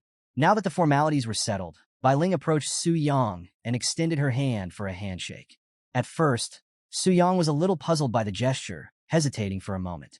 But Bai Ling quickly explained that it was the easiest way to transport him to the VIP room for a more detailed discussion. Trusting her intentions, Su Yang took her hand, and in an instant, a magical circle enveloped them, teleporting them to a different part of the temple. Su Yang was amazed by the whole thing. The fact that a senior priest from a third-tier city could use such advanced abilities blew his mind. No wonder people said the strength of the Transfer Temple was unimaginable. Bai Ling noticed Su Yang's impressed expression and humbly downplayed her powers, explaining that her abilities weren't inherently strong. It was just borrowed magic from the temple's sacred statue. She then mentioned something even more surprising. Dangling City had never had a 5-star job changer before. Even in Tianling City, a much bigger and more advanced city, only one person had completed a 5-star task in the past decade. This blew Su Yang's mind. If even Tianling City struggled with this, it made him realize the value of his achievement was far greater than he originally thought. Bai Ling began explaining the benefits that came with being a VIP at the temple, and the rewards were no joke. First off, Su Yang was going to receive a monthly allowance of 10 million in the national currency, an insanely generous sum that showed just how much the temple valued his success. On top of that, he'd been granted black gold status with the EX Alliance, meaning he'd get a 20% discount on all purchases and transactions. This perk alone would make Su Yang's future endeavors way more efficient and way cheaper. Su Yang was in awe of how seamlessly these privileges were integrated into his ID. Everything was automated, making it super easy for him to access his benefits. But Bai Ling wasn't done yet. She had more surprises in store. She explained that Su Yang's exceptional status also meant he had the opportunity to join any A-level guild within the city. Su Yang, always the solo player, immediately asked if joining a guild was required. Bai Ling reassured him that it wasn't obligatory, but she strongly recommended it. Being in a guild would provide him with resources, support, experience buffs or enhancements, and, most importantly, team protection. It would make his growth and strength skyrocket compared to working alone. Su Yang understood her reasoning. Going solo, especially after taking the spotlight with a 5-star task, would make him a target. While he could handle most hunters of his level, dealing with higher-level ones might be a challenge. Having a guild's backing could prevent him from being hunted down by jealous competitors. Plus, with Su Yang's goals set far beyond Dangling City, it made sense to gather all the help he could get. His ambitions to become a dominant figure across all realms made him smile. With that settled, Su Yang asked Bai Ling about the guilds he could choose from. Bai Ling revealed there were only 2 A-level guilds in Dangling City and recommended the Spirit Hunting Guild as the best option for him. However, Su Yang immediately hesitated. He'd recently had some let's just say, unpleasant encounters with members of that guild. So he wasn't too keen on the idea. Wanting to explore other options, Suyang asked Bai Ling about the second guild. That's when she mentioned the Phantom Cloud Guild. Unlike spirit hunting, Phantom Cloud was known for its strength and discretion, keeping a low profile while still being highly competitive. Without much thought, Suyang chose Phantom Cloud. Anything was better than spirit hunting at this point. Bai Ling was surprised by his choice, but she proceeded to handle the membership formalities for him, making the process seamless. However, just as Suyang was about to leave, Bai Ling dropped a bombshell. Phantom Cloud Guild was composed entirely of women. This caught Suyang completely off guard. He hadn't expected that at all. So, in the bustling city of Tianling, we've got the Phantom Cloud Guild, a top tier, a level guild, and its base? It's more like a luxurious mansion, which makes sense given their high status. Now, here's the catch. The guild is exclusively made up of women. Among them is Lin Yu, a level 85 hunter and leader of the Yu Guild, Phantom Cloud. But honestly, Lin spends most of her time freeloading at the A-rank guild's mansion. She's constantly complaining about how boring things are. Now, before we get mixed up, Lin Yu and Lin Yun, yeah, they sound almost identical, but I got you. From now on, I'll refer to the black-haired girl as Lin and the brunette as Yun, alright? Anyway, back to the story. Yun, who's a level 99 hunter and the leader of the A-rank Phantom Cloud Guild, overhears Lin's whining and points out the obvious. Lin isn't even in the A-rank guild. She's just freeloading, so she doesn't exactly have the right to complain about the lack of action. Lin, knowing she's in the wrong, doesn't argue. But here's the thing. She's not interested in going back to her own guild because she finds the responsibilities there way too tedious. Before Yun can respond, another character bursts onto the scene, swinging the door open with some serious force. It's none other than Su Yin, and she's already throwing shade at Yun for skipping out on guild duties, especially when it's her job to welcome new members. Su Yin introduces their newest recruit, Gu Xiaoqian, an ice elementalist. Lin, who seems more interested in appearances than abilities, takes one look at Gu Xiaoqian and is immediately sold. She finds Gu Xiaoqian's abilities satisfactory, but is more focused on how cute she looks. So, Lin just flat out approves her joining the guild without a second thought. Gu Xiaoqian, obviously surprised, barely gets a chance to respond before Yun interrupts, completely engrossed by some information on her system window. Lin, curious, asks what's going on. Yun reveals something big. A male member has joined their guild. This stirs up a huge reaction among the members because, as we all know, Phantom Cloud Guild only accepts female members. Lin's instantly suspicious and wonders if one of Yun's subordinates made a mistake. But Yun quickly clears things up. The new member wasn't a mistake. He was directly assigned by the Transcendence Temple after completing a 5-star task and being designated a VIP. Because of this, he had the privilege to join any A-rank guild of his choosing, leaving Yun with no grounds to deny him. This news leaves the guild members in awe. A guy completing a 5-star task? That's serious business. But the question on everyone's mind is, why didn't he join the Spirit Hunter Guild instead? Yun, being a level-headed leader, decides not to jump to conclusions and suggests they meet this mysterious new member, Suyang, in person. She's ready to step in if he causes any trouble, reassuring the others that if he turns out to be a problem, they'll find a way to get rid of him. Amidst all this, Gu Xiaoqian suddenly reacts. She recognizes Su Yang's name. This catches Yun's attention, and she asks if Gu Xiaoqian knows him. Gu Xiaoqian shares that Su Yang is actually a friend from Dongling City. But here's the kicker. She mentions he had just awakened and should still be at level 1, like her. This makes Yun think it's probably just a coincidence in names. But before they can dig deeper into it, another figure bursts into the room. It's Mu Rongshui, a level 95 hunter and a member of Phantom Cloud Guild. And she's not here with good news. She's here to confirm that the Spirit Hunter Guild had suffered a total defeat in the Black Dragon Dungeon. While the details of their mission remain murky, one thing is clear. It was a disaster. This news sends ripples through the guild, especially since they're planning to challenge the Giant Forest Dungeon soon. It means they'll need to be extra cautious with their strategy to avoid the same fate. But Mu Rongshui isn't just bringing bad news. She's got something juicy to share too. Turns out she'd been checking the auction house and saw Zhao Ming's weapon, Storm's Call, up for sale. And here's where it gets interesting. There was only one bidder at the time, most likely from the Spirit Hunter Guild. So, Mu Rongshui decided to play dirty. She pushed the bid higher and higher, knowing full well what she was doing. and drove the price up to over a dozen billion. Meanwhile, over at the Spirit Hunter Guild, Zhao Ming sneezed. And you know what they say? Someone's probably talking behind his back. But let's be real, Zhao Ming couldn't care less about superstitions right now. His mind was elsewhere, stuck on that damn black dragon and the insane auction where someone drove the price of his Storm's Call weapon through the roof. And who's at his throat about it? Lei Shan, of course. Lei Shan was done with Zhao Ming's whining, especially since the auction had drained them of 14 billion, a massive blow to the guild's funds. To make matters worse, the seller couldn't even be contacted through private message. The news of Zhao Ming's weapon exploding in the auction house had already spread like wildfire, and now their guild was the laughingstock of Tianling City. Lei Shan had had enough, and in typical Lei Shan fashion, he decided to literally kick some sense into Zhao Ming. The kick was so brutal that it disintegrated whatever cheeks Zhao Ming had left, leaving him unable to stand. With Zhao Ming out of commission, Lei Shan and Qian Yuan headed to their next meeting, a face-off with the members of the Heavenly Mechanism Pavilion. These guys were not happy. Seated across a long table, they were ready to talk business, especially the white-haired guy leading the charge, Zhou Tai. He's a level 110 hunter, a 5-star bloodthirsty warrior, and the strategy group leader for the Heavenly Mechanism Pavilion. Zhou Tai wasn't messing around. He asked Lei Shan and Qian Yuan straight up if he was hearing things right, because no way were they accusing his team of messing up the strategy for the Black Dragon Fortress raid. Zhou Tai was practically offended. The Heavenly Mechanism Pavilion had cleared that dungeon 5 times. They had summarized and verified every step of their strategy meticulously. So, if something went wrong, it had to be on Lei Shan and his crew, either a skill issue or they didn't follow the plan step by step. Despite the heat in the room, Lei Shan didn't back down. He insisted that their guild was known for being careful and strategic with boss raids.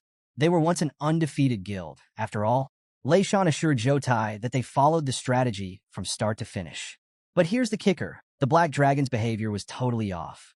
Its patterns didn't match the strategy that was given to them at all. He made it clear he wasn't questioning the pavilion's professionalism, but something was seriously wrong. He wouldn't sacrifice his entire guild's main force just to blackmail them. But Lei Shan's defense only made Lu Ci, a level 103 shadow assassin, laugh at them. Lu Ci mocked the Spirit Hunter Guild for being utterly useless. They had the strategy handed to them, and yet they got wrecked by a level 99 boss. And now they're blaming it on the Heavenly Mechanisms exploration team? Lu Ci's arrogance was palpable, and the disrespect was real. Lei Shan was not about to let that slide. He glared at Lu Ci, telling him to watch his mouth, but Lu Ci wasn't backing down either. He doubled down, calling them weak and telling them to get good or forfeit. The tension was thick, but before things could escalate any further, Zhou Tai, too old and experienced for this kind of nonsense, stepped in and broke off the brewing fight. Zhou Tai made it clear the Heavenly Mechanism Pavilion was all about integrity. They'd never sell faulty information. To prove it, Zhou Tai offered to send the exploration team back into the Black Dragon Fortress to retrace their steps. If there were any errors in the strategy, the pavilion would take full responsibility and cover all of the Spirit Hunter Guild's losses. But if the strategy was sound, then the problem was on Lei Shan, and the pavilion wouldn't be responsible anymore. It was a solid plan, and the Spirit Hunter Guild agreed. They'd send 4 members from the Heavenly Mechanism strategy team to investigate the dungeon alongside Lei Shan. The other members didn't object, so the deal was set. But just as the meeting was about to wrap up, the room's atmosphere shifted. Dark green mist began to fill the air, and both Lei Shan and Qian Yuan immediately went on high alert, thinking an enemy had arrived. The tension spiked as the ominous figure entered the room. But Zhou Tai, he stayed calm and collected, walking right past Lei Shan and Qian Yuan. He told them to relax before they embarrassed themselves. The man before them wasn't an enemy. He was Chun Luan, a level 115 5-star necromancer from the main headquarters of the Heavenly Mechanism Pavilion. So, Chun Luan was there for a reason. He'd heard about the plan to raid the Black Dragon Fortress and was ticked off that Zhou Tai hadn't informed him, despite specific orders to do so. Zhou Tai immediately apologized, explaining that he didn't want to trouble Master Chen, since this was mostly just a follow-up service by the exploration team. But Chun Luan didn't care about their reasoning. He had already made up his mind to join the raid himself. Why? Because he was obsessed with killing the Black Dragon, and more specifically, with its soul, which he could use to strengthen his treasure. And, yeah, he was a little too excited about it.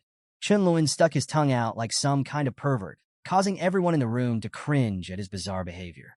Despite the awkwardness, he couldn't stop grinning, like a full-on all-might grin, showing off his true personality. To him, whether they cleared the dungeon or got wiped out didn't matter. In fact, if they relied too heavily on strategy and still failed, Chunluan figured they deserved whatever consequences came their way. He was ready to see them pay the price. Meanwhile, Su Yang finally managed to relax, lying in bed later that night. But, of course, his peace was short-lived. His guild's chat channel was blowing up with people talking about him, which only irritated him. Thankfully, he was able to block the notifications and get a moment of peace. Just as he was about to drift off, a notification pinged on his screen. It was an update from the auction house about the Storm's Call weapon he had listed. And guess what? Only 2 bidders were involved, but their back and forth had stretched out over dozens of pages, driving the price up to 14 billion. That's 40% above the weapon's highest average price. Su Yang silently thanked the so-called Ice Witch for pushing the bid so high. Her competition had really inflated the final price. But that wasn't the only perk. As a distinguished member of the EX Alliance's Black Gold tier, Su Yang was exempt from auction house fees. Plus, he received a 5% bonus from the final sale price, making his total earnings a staggering 15 billion. With this kind of cash, Su Yang could finally relax.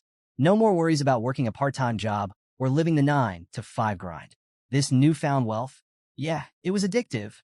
The next day, Su Yang woke up early, knowing that he couldn't afford to be complacent. His part-time boss cooldown had reset, and he learned that a new challenge was headed his way. This time, it was the renowned exploration team. These guys were known as dungeon killers, having cleared countless dungeons and created top-tier strategies from their experiences. Many of them were 5-star professionals above level 100, which meant this was related to the Black Dragon Fortress disaster he'd caused recently. And they were only bringing 6 members, which told Su Yang one thing. They were very confident in their abilities. Su Yang wasn't going to hold back. He prepared to give them the toughest fight possible, as the Black Dragon Athos. Fully transformed back into the terrifying Black Dragon, Su Yang surveyed his domain. The elite monsters that had died in the previous battle were resurrected, though that didn't surprise him. After all, the Black Dragon Fortress was a diamond-level secret realm, which could refresh like a game. Only secret realms of a star level or higher couldn't be repeated. As he scanned the area, Su Yang's attention was drawn to a silver-haired elf who was standing nearby. From Athos memories, Su Yang remembered that the Black Dragon regarded this elf as a beautiful companion. And honestly, Su Yang couldn't disagree. The dragon had good taste, but he couldn't help but wonder how this elf had been abducted while he wasn't connected. The Black Dragon usually followed the established rules. Still, there were more pressing matters. Su Yang shifted his focus as the exploration team made their entrance. Just like last time, he activated his Dragon Eye ability to scope them out. Sure enough, there were 5 5th-level professionals confidently approaching, and among them was none other than Lei Shan, back from the Spirit Hunter Guild, clearly there to redeem himself after the disaster they faced earlier. Su Yang couldn't help but admire the professionalism of the exploration team's after-sale service. Their combat power was way stronger than Lei Shan's entire guild, which meant they posed a bigger threat this time around. But Su Yang wasn't worried. As long as they didn't seize the Dragon Slayer's heart, they wouldn't be able to inflict serious damage on him. Su Yang wasn't about to take any chances. He knew better than to underestimate 5th-level professionals. They might be predictable on paper, but their adaptability and strength could throw even the best plans off course. So, to test the waters, Su Yang made a tactical move. He ordered his dragon warriors to launch a coordinated assault on the intruders. But there was one dragon warrior he held back, keeping it in reserve for a special purpose he had in mind. Meanwhile, the exploration team had been cutting through the dungeon without breaking a sweat, easily dispatching the monsters they encountered. At this point, they hadn't noticed anything out of the ordinary, which led Lu Xi to start mocking the spirit hunters. He was convinced they were just stirring up trouble for no reason. But the others weren't so quick to jump to conclusions. They reminded Lu Xi that they hadn't even made it halfway through the dungeon yet. The real test would come when they reached the boss. Right on cue, they spotted a massive cloud of dust barreling toward them, an unmistakable sign that something big was heading their way, fast. The killing intent was palpable, and within moments, they realized just how serious the threat was. It wasn't just one enemy, it was a whole army of them, closing in at top speed. Without hesitation, the team braced for battle. Lei Shan seized the moment to point out that this was exactly what had happened to his guild, proving that he wasn't lying about the danger. The only difference? This time, there were even more monsters. Zhou Tai acknowledged the unexpected threat, but remained calm. He confidently declared that this wouldn't be enough to stop their team. True to his word, Zhou Tai quickly issued orders, and his team executed them with precision. Each member used their specialized skills. Shadow Render chipped away at the monster's health. Mountain Barrier blocked and trapped them, and Holy Light Blessing boosted Zhou Tai's strength, making sure his violent strike would deliver the final blow. The monsters fell like dominoes, wiped out efficiently. It was a textbook example of how the pros do it. Even Su Yang, watching from a distance, couldn't deny their expertise. These guys were legit. Their teamwork and coordination were on another level, like something out of a legend, immortals descending to show off their strength. And the mysterious mage in their ranks? He hadn't even lifted a finger yet. Su Yang realized this battle was going to be far more challenging than his encounters with the Spirit Hunter Guild. If he wanted to win, he'd have to get personally involved. So, without missing a beat, Su Yang stretched out his wings and dipped away from the scene, just like he had done before. His minions cheered as he disappeared into the distance, sensing something familiar about this. Of course, they didn't remember. Dungeon reset rules wiped their memories of previous runs. But one entity didn't forget: the elf. The silver-haired elf, who had been watching from her prison, grew increasingly confused. She had seen the black dragon many times before, but this behavior was different, more aggressive than anything she had witnessed since her capture. What had changed? Back with the exploration team, Lei Shan tried to smooth things over by complimenting Zhou Tai's crew, calling them one of the best strategy groups under the Sky Pavilion banner. He also pointed out how the current challenges they were facing differed from what the strategy guides had indicated, reinforcing that he wasn't trying to mislead anyone. Zhou Tai acknowledged Lei Shan's concerns, assuring him that they would investigate any discrepancies once the dungeon was complete. But Master Chen? He was unimpressed, scoffing at Lei Shan's guild pride. To him, the monsters they had encountered so far were nothing but trifles. He derisively questioned how a guild that prided itself on never failing could struggle with such weak enemies.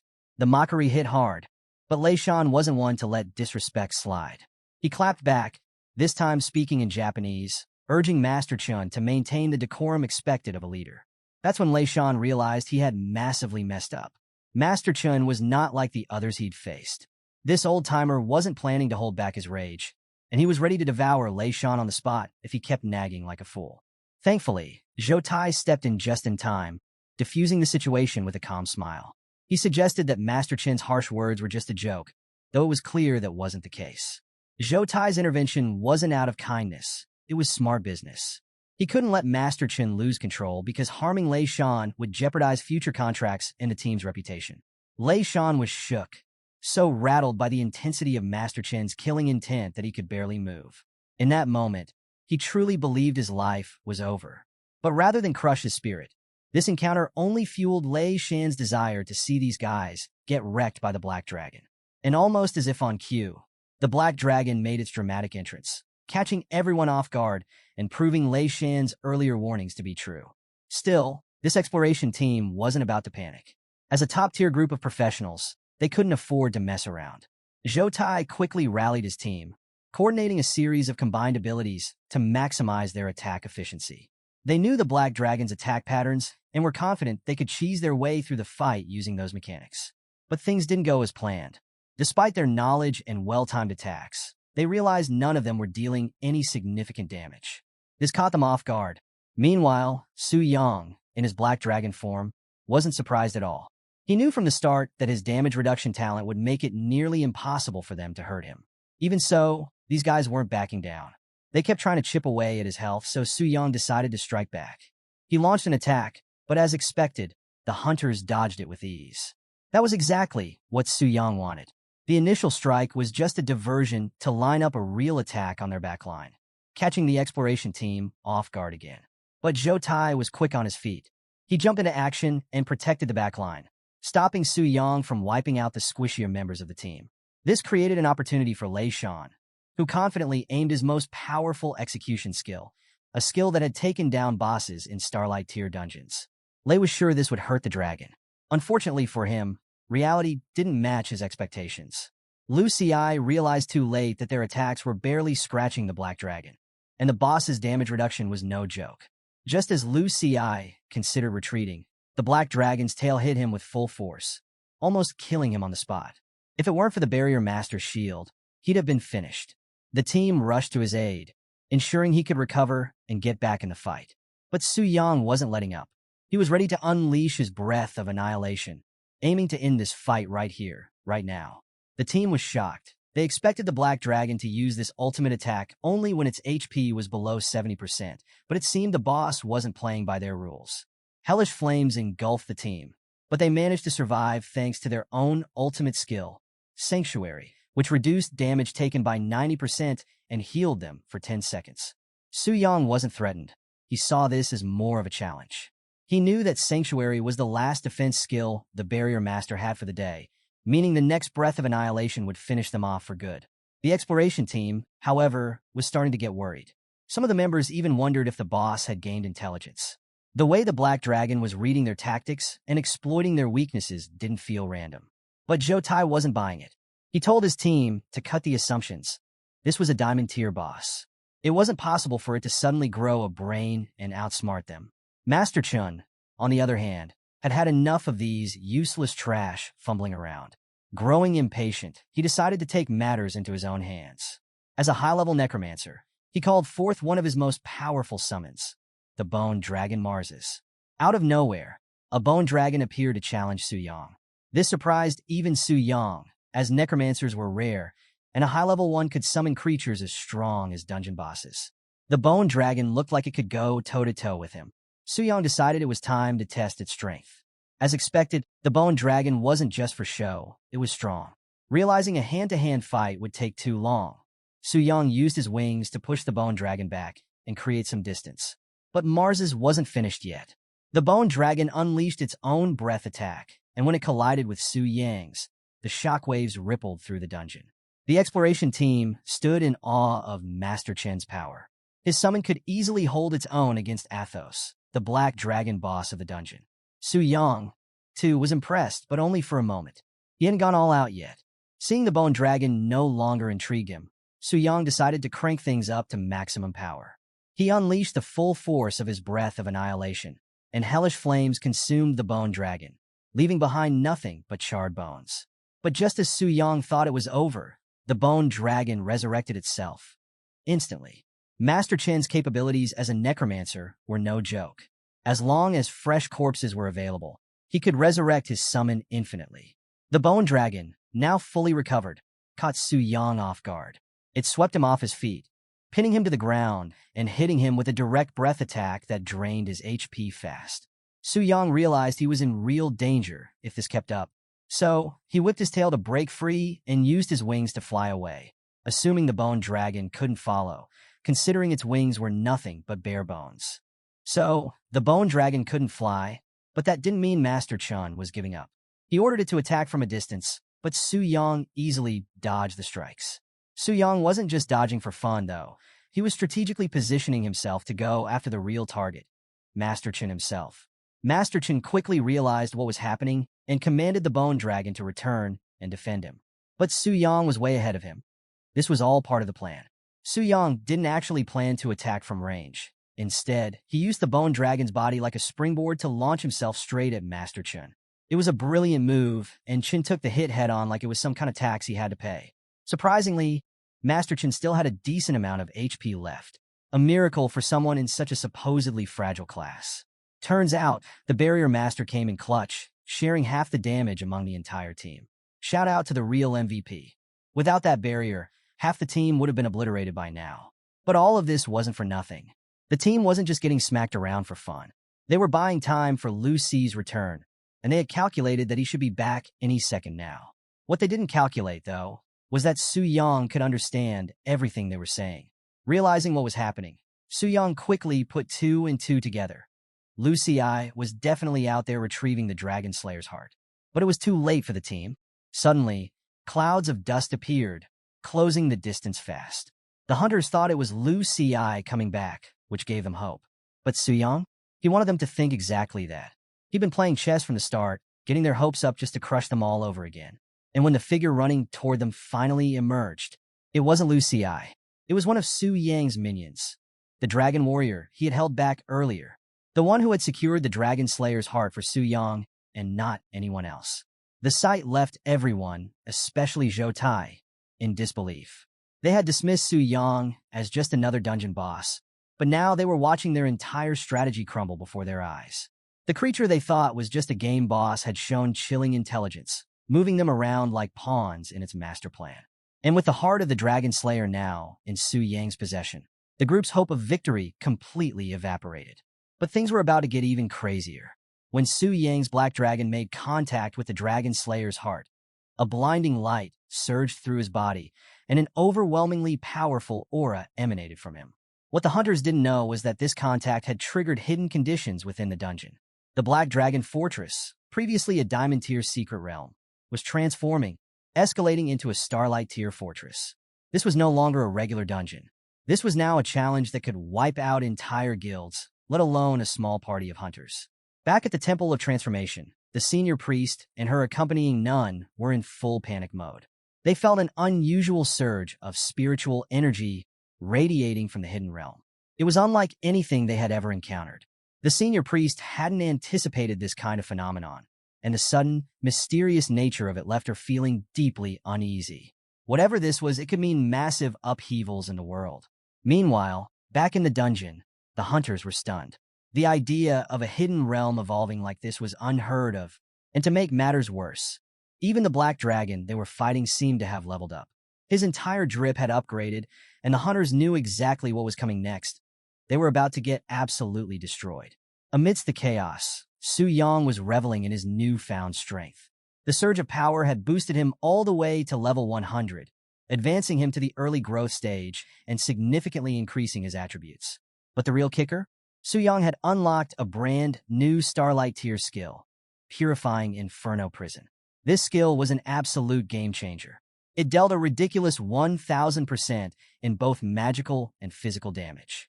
But that wasn't even the most terrifying part. The skill had a hidden ability. It could prevent hunters from resurrecting if they were killed by it. That meant Su Yang could decide who came back from the dead and who stayed gone forever. In a world where death was usually just a temporary setback, this skill was a game-changer. Su Yang now held the power to make death permanent. Su Yang was left with questions about what had just happened, so he turned to the system for answers. The system clarified that the massive power surge was all because of the Dragon Slayer's heart he had obtained. Su Yang pieced it together. The Black Dragon was originally meant to be at a Starlight level, but the heart had been suppressing its natural power, causing it to function at a reduced capacity. Hence the downgrade. Now that the heart was in his possession, the system recalibrated the difficulty, upgrading it to what it was supposed to be all along. With the dragon now reaching its early growth stage, Su Yang didn't fully understand what that meant yet. But one thing was clear. The hunters? They were no longer a threat to him. As Su Yang processed this revelation, he caught a glimpse of Lu Ci rushing toward him. Lu had returned, ready to report his failure to find the Dragon Slayer's heart. But when he saw the transformed dragon, his face said it all. He was stunned. His mind raced, trying to figure out what had happened. But those thoughts disappeared the moment he saw that the dragon was holding the heart. Zhou Tai saw the look on Lu Ci's face and quickly realized what he was about to do. He shouted for Lu to stop and come back to their ranks. But Lu Ci, being the overconfident idiot he was, ignored the warning. He charged at the dragon, thinking there was no way it could keep up with his speed. Big mistake.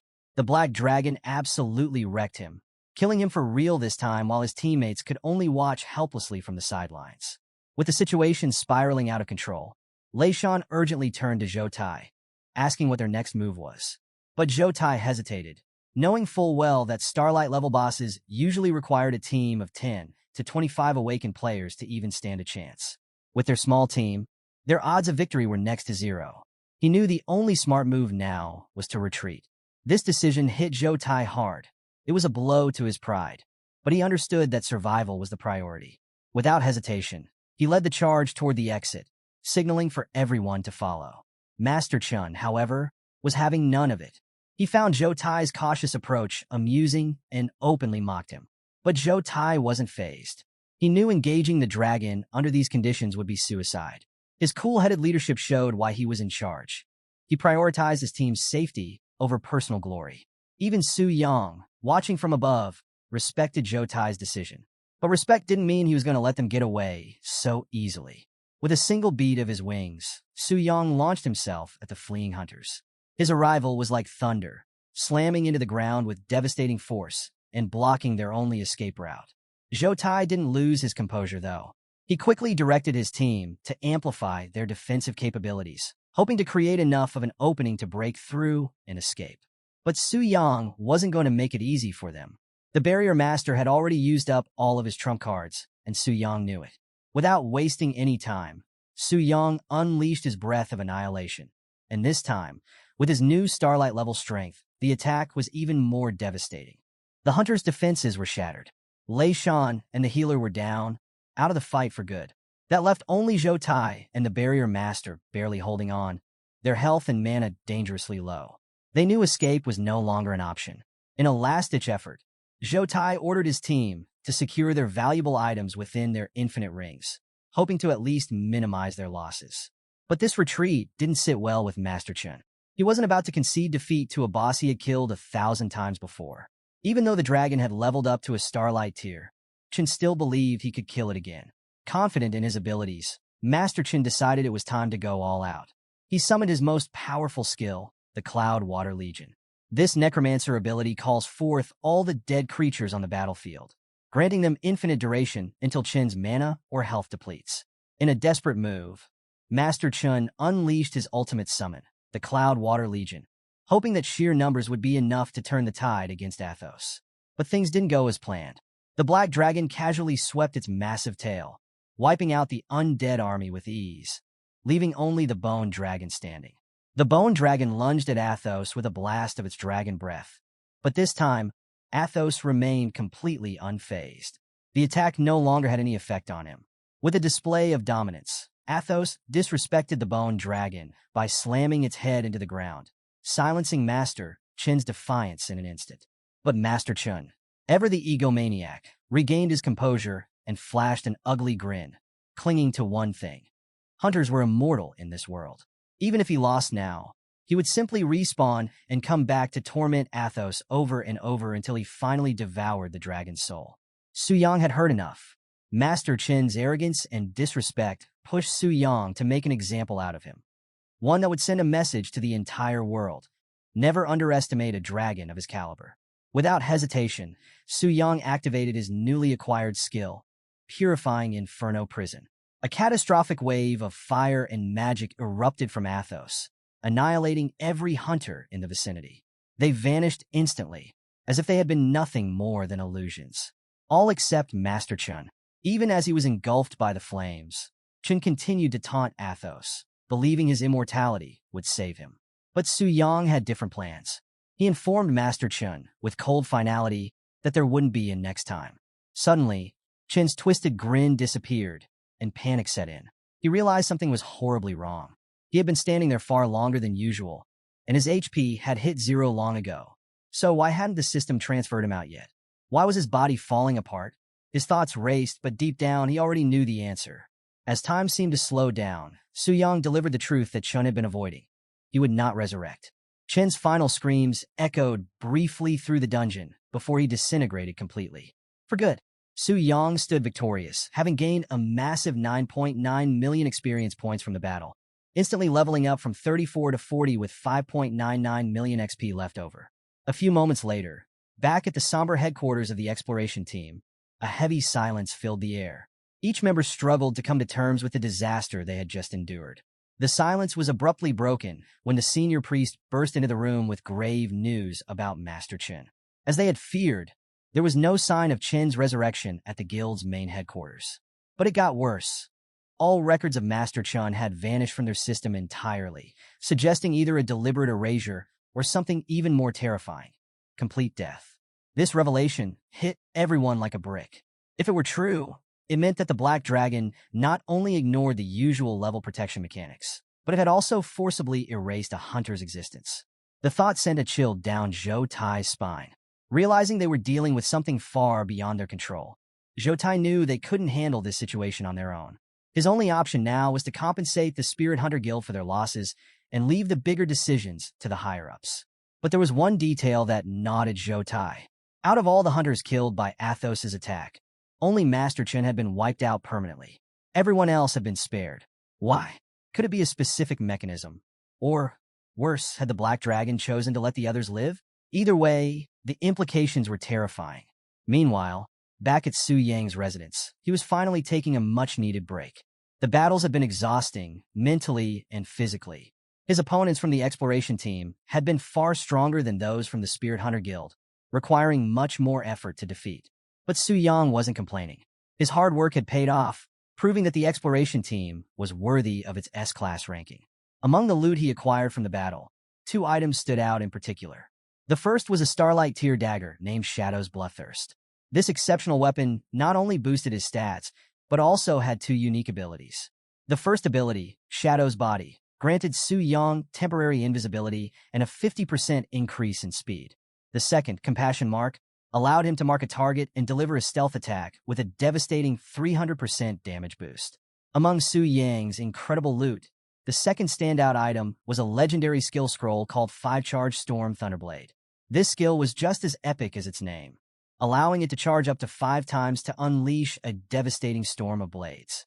With each charge, the power multiplied, making it a terrifying force to behold. Su Yang couldn't believe his luck. First, he snagged a Diamond tier weapon, and now he was upgrading to a Starlight tier 1. But the best part? Unlike the Call of the Storm, there were no restrictions on using the Shadow's Bloodthirst dagger, so Su Yang could equip it immediately, boosting his combat power on the spot. And as for the 5-Charge Storm Thunderblade skill, it was so strong it could instantly kill a 4th-tier hunter. Plus, it came with 0 usage restrictions, making it the perfect tool for when Su Yang needed to take out his enemies in style. Su Yang was practically buzzing with excitement over these new gains. Now that he had reached level 40, it was time for his second awakening. With all the extra experience he had, it made no sense to wait. The earlier, the better. But before heading off to the transfer temple for his awakening, Su Yang wanted to confirm something. Was Chun Luan, the undead necromancer he defeated, actually dead? So he queried the system. Not only did the system confirm Chun Luan's demise, but it commended Su Yang for eliminating him. The system had analyzed Chun and deemed him a significant threat, one who could have grown even more dangerous if he had gotten his hands on the Dragon Slayer's heart. But the system wasn't done.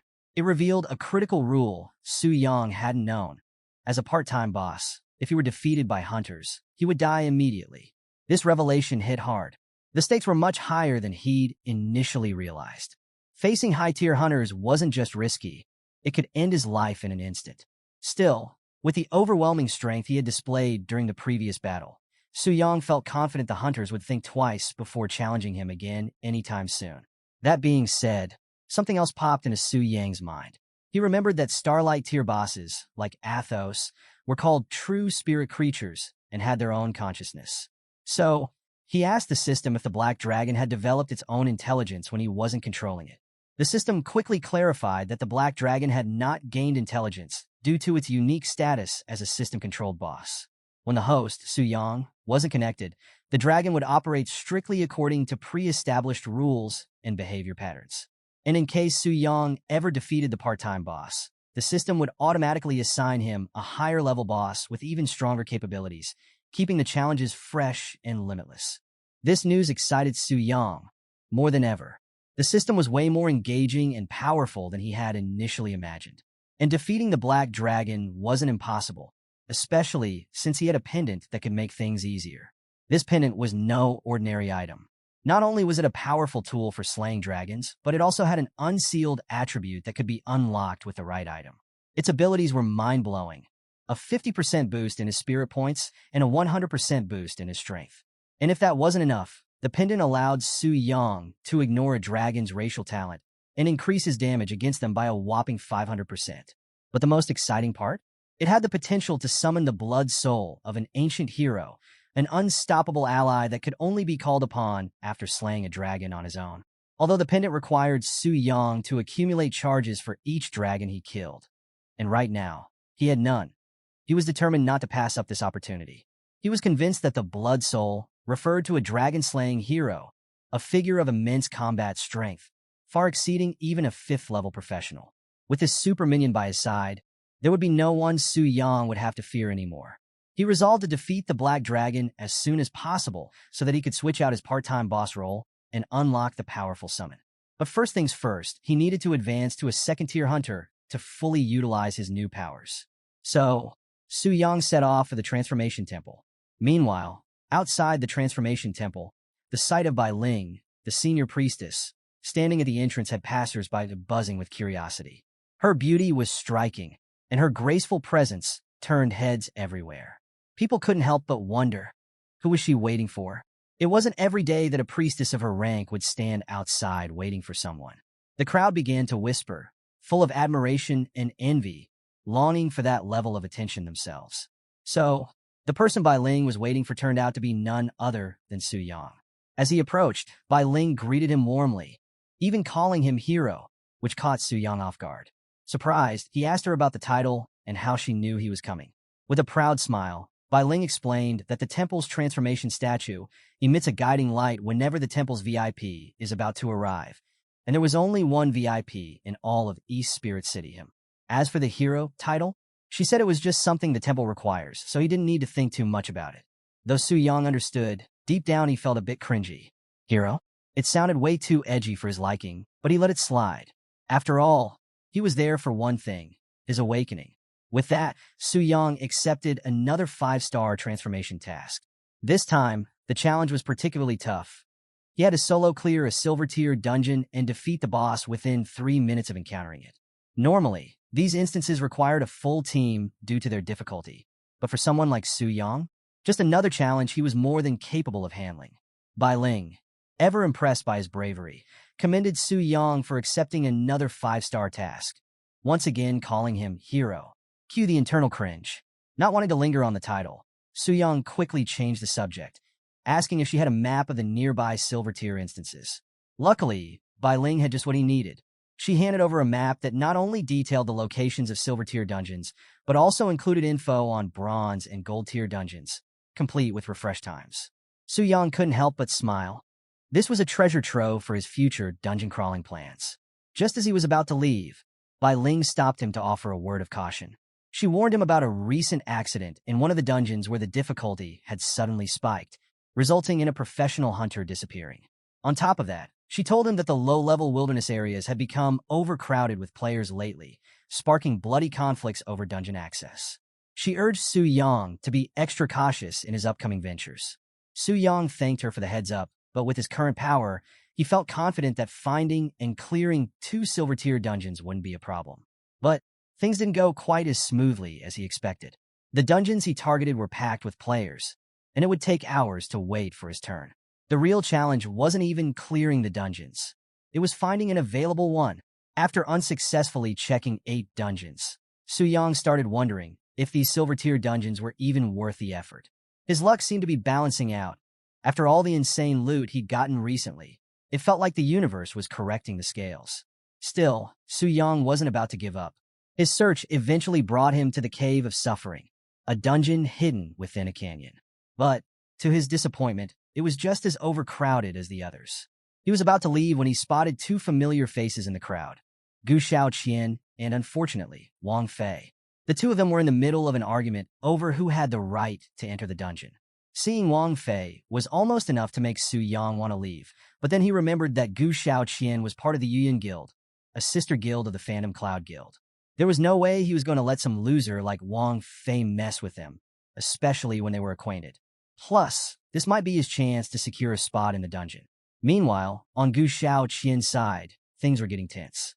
Wang Fei's group was starting to show unwanted attention toward her, classic incel behavior, making her feel uneasy. But she wasn't alone. She had solid backup. Helan, a level 61 hybrid-class ranger swordsman who wasn't someone to be trifled with. She was already a 3rd-tier awakener, and her combat prowess was no joke.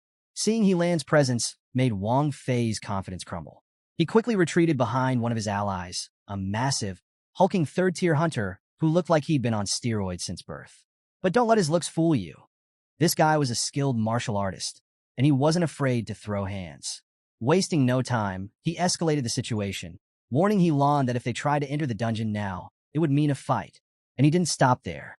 He made it clear that if it came down to it, he and his crew would jump on all of them, and they wouldn't even spare the newbies. Helan was left speechless. She knew they were outmatched. Her group consisted mostly of low-level newcomers, and if a fight broke out, they'd be done for. But backing down now?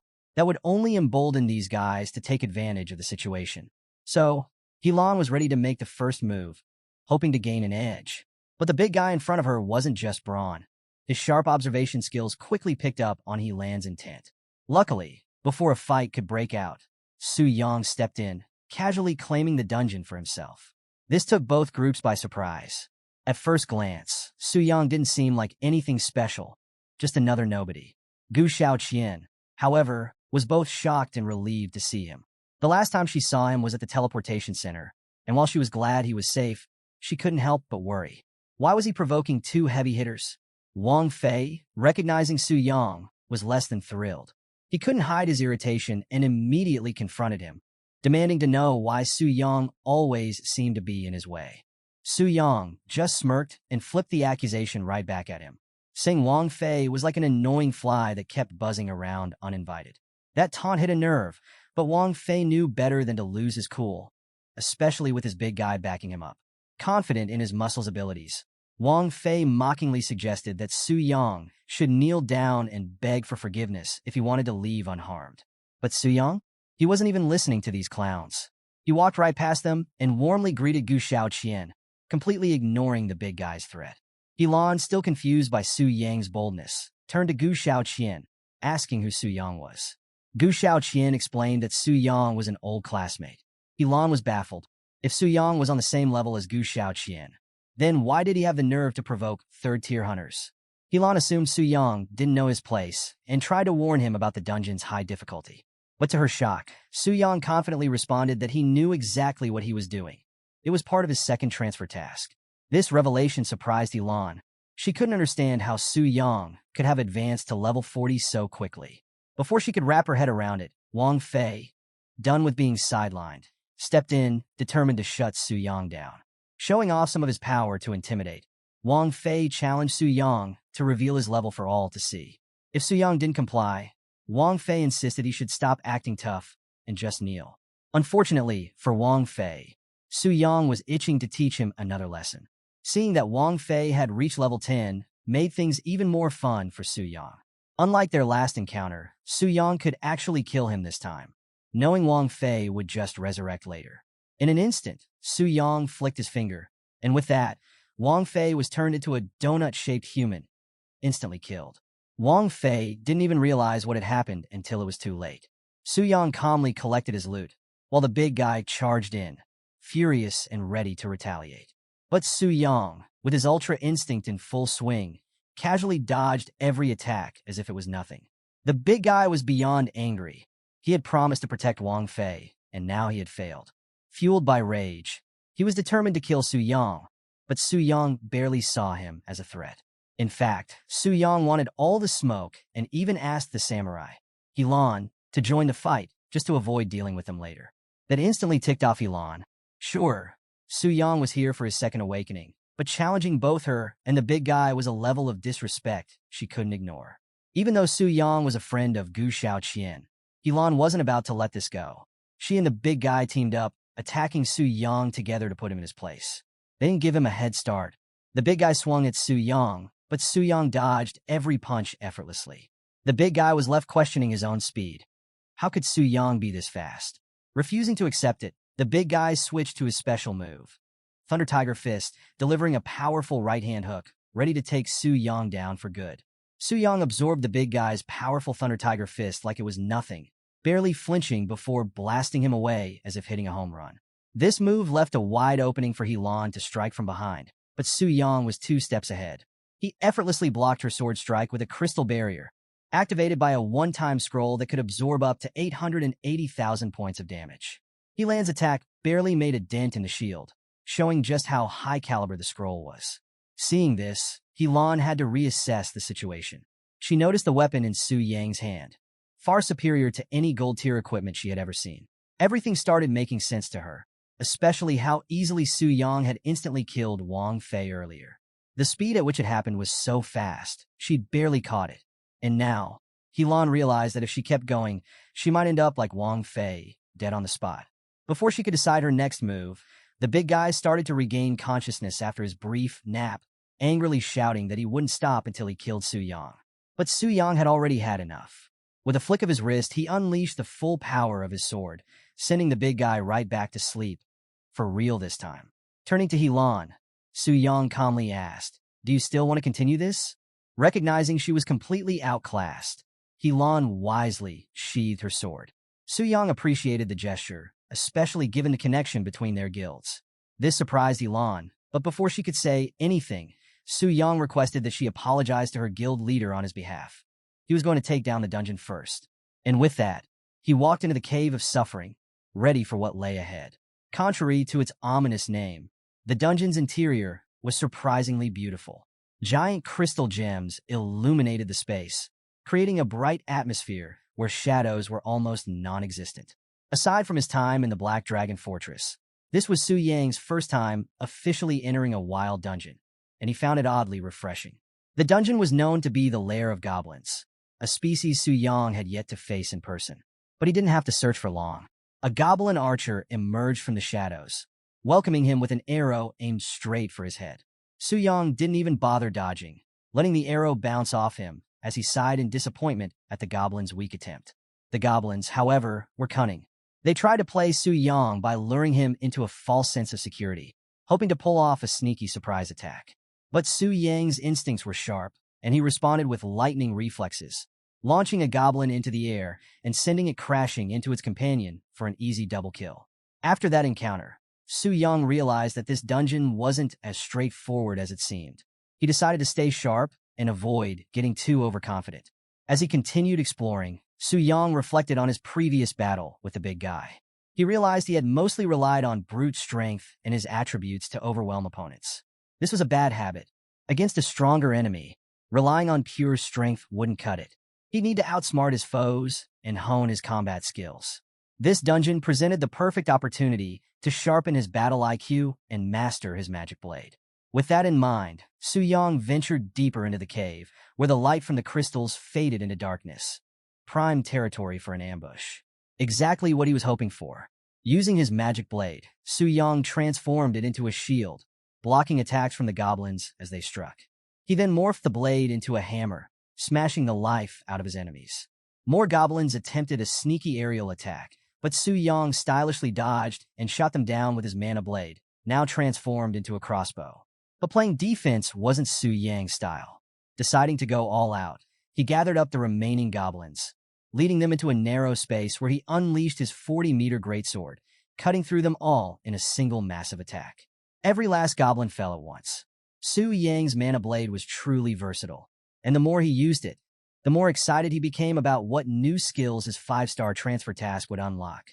Soon, he reached the location of the dungeon's boss. As if sensing his presence, the boss appeared, a massive tiger. Su Yang couldn't help but find it humorous. The tiger, like many dungeon bosses, had the ability to talk, but its speech felt robotic and scripted. It was clear to Su Yang that bosses below Starlight tier didn't have true consciousness. Knowing this, Su Yang felt confident the fight was already over before it began. When the tiger lunged in for an attack, Su Yang masterfully countered with his demon blade, striking mid-air. Before the tiger even hit the ground, it was already dead. With the silver tier dungeon cleared and the boss down within 3 minutes, Su Yang only had one more dungeon left to complete his mission. So, he wasted no time moving on. As he exited the Cave of Suffering, he noticed other hunters keeping their distance, eyeing him warily. Curious, Su Yang asked what was up. They responded cautiously, saying they were just being careful and that he shouldn't mind them. But the unease on their faces was impossible to miss. It was understandable. Su Yang had just blown through the notoriously difficult Cave of Suffering in 5 minutes, and that left everyone around wondering what kind of monster he really was. Gu Xiaoqian, in particular, couldn't believe it. It felt like just yesterday they were classmates, but now it seemed like they were living in 2 completely different worlds. Without lingering too long, Su Yang entered another silver tier dungeon. Once again, he dispatched the boss with such ease it was almost laughable, reducing what should have been a formidable enemy to little more than a donut. And with that, he completed his 5-star transfer tasks. The system, impressed by his flawless execution, unlocked a hidden transfer mission for him titled Phase 1, The Lost Rusty Key. This new mission came with a map pointing to a location guarded by a fearsome beast and promised serious rewards if completed. a 5% boost to all his attributes, and a legendary skill book. It was clear this hidden task was linked to his class progression and likely involved a series of missions that would unlock as he advanced through each transfer phase. Su Yang wasn't about to pass up on this opportunity. Just the 5% attribute boost alone was tempting enough, and the legendary skill book? That was just icing on the cake. Plus, with the name Phase 1, it was obvious this mission was just the beginning, making these 5-star tasks even more valuable than he had imagined. With this in mind, Su Yang accepted the challenge. The target area for this mission was located in the advanced wilderness of Tianling City, where the average monster level was over 40. Su Yang knew this wasn't going to be easy.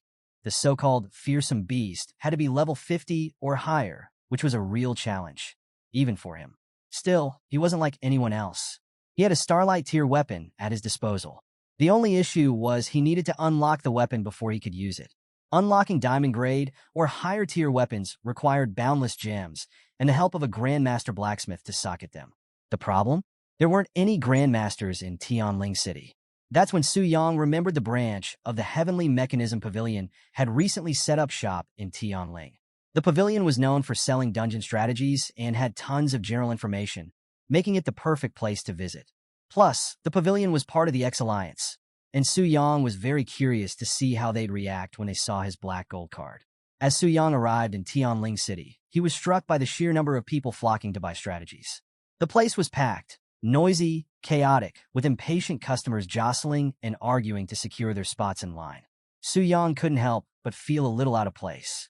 After all, he'd just sold a bunch of items and had officially entered the ranks of the nouveau riche. It was almost embarrassing in this environment. But he shook it off and pushed forward, entering the building. That's when his attention was drawn to a familiar pair of faces, Zhou Tai and Lu Xi.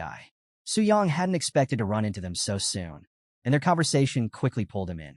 Lu Xi was angrily venting to Zhou Tai about the loss of his Starlight-level weapon, hoping for some kind of compensation. But Zhou Tai wasn't having it. He was firm, reminding Lu Xi that there would be no reimbursement, especially since they were responsible for Chun Lan's downfall. In fact, Zhou Tai said they were lucky the headquarters hadn't punished them further. But Lu Xi wasn't satisfied. His frustration boiled over, and in a fit of rage, he lashed out, hurling the nearest piece of furniture across the room, which just so happened to fly directly toward Su Yang. And Su Yang? He wasn't about to let that slide. Despite the fact that Lu Xi was several levels ahead of him, Su Yang didn't hesitate for a second. He confronted Lu Xi, calling him out on his tantrum. Lu Xi, already on edge, was enraged by the audacity. A fight was about to break out, but instead of throwing punches, Lu Xi stormed over, grabbing Su Yang by the collar in a pathetic attempt to intimidate him. Su Yang laughed in his face. He could see right through Lu Xi. He knew Lu was already on thin ice with the higher-ups and couldn't afford to escalate things further. Su Yang wasn't just confident. He was untouchable in this situation. Lu Xi couldn't do anything to him. Despite the tension crackling in the air, Zhou Tai stepped in to defuse the situation. He reminded Lu Xi to watch his temper and urged Su Yang to back off, explaining that they were handling some personal matters. But Su Yang wasn't someone to be brushed aside that easily. He made it clear he wasn't just some random adventurer. He was an esteemed guest of the pavilion, there to seek information. His statement, however, was met with disbelief and scorn. To them, Su Yang looked like a low-level nobody. The pavilion's high-end services weren't for the likes of him. Even Lu Xi seemed more reasonable compared to this guy, who was clearly pretending to be a big shot. They were about to teach him a lesson, when Su Yang casually whipped out his black gold card, revealing his true status. But, as expected of the ever-foolish Lu Xi, he didn't recognize the card's significance. With a dismissive wave, he knocked the card out of Su Yang's hand, putting Su Yang in a tough spot. Dealing with an idiot like Lu Xi seemed like an uphill battle. Fortunately, before things escalated further, the level 120 Grand Steward of Tianling City, Jia Yu, arrived just in time. His arrival stunned both Zhou Tai and Lu Xi, as they had been eagerly awaiting his presence. But their warm words of welcome meant little to Jia Yu. He was absolutely furious at the unprofessional behavior displayed by his own people. Without a moment's hesitation, Jia Yu smacked the living daylights out of Lu Xi for his embarrassing oversight. The blow left Lu Xi speechless. His brother-in-law had never treated him this way before, and he was left wondering what he had done to deserve such harsh treatment. But Jia Yu had no time to explain to a fool. Instead, he turned to Su Yang and apologized sincerely for any trouble his subordinates had caused. Su Yang, feeling pretty satisfied by the Grand Steward's apology, decided to let the whole matter slide. With that, Jiayu expressed how impressed he was with Su Yang. Possessing a black gold card from the X-Alliance at such a young age could only mean one thing. Su Yang had completed a 5-star transfer task and earned the coveted VIP status. Su Yang confirmed this, and Jiayu's admiration only grew.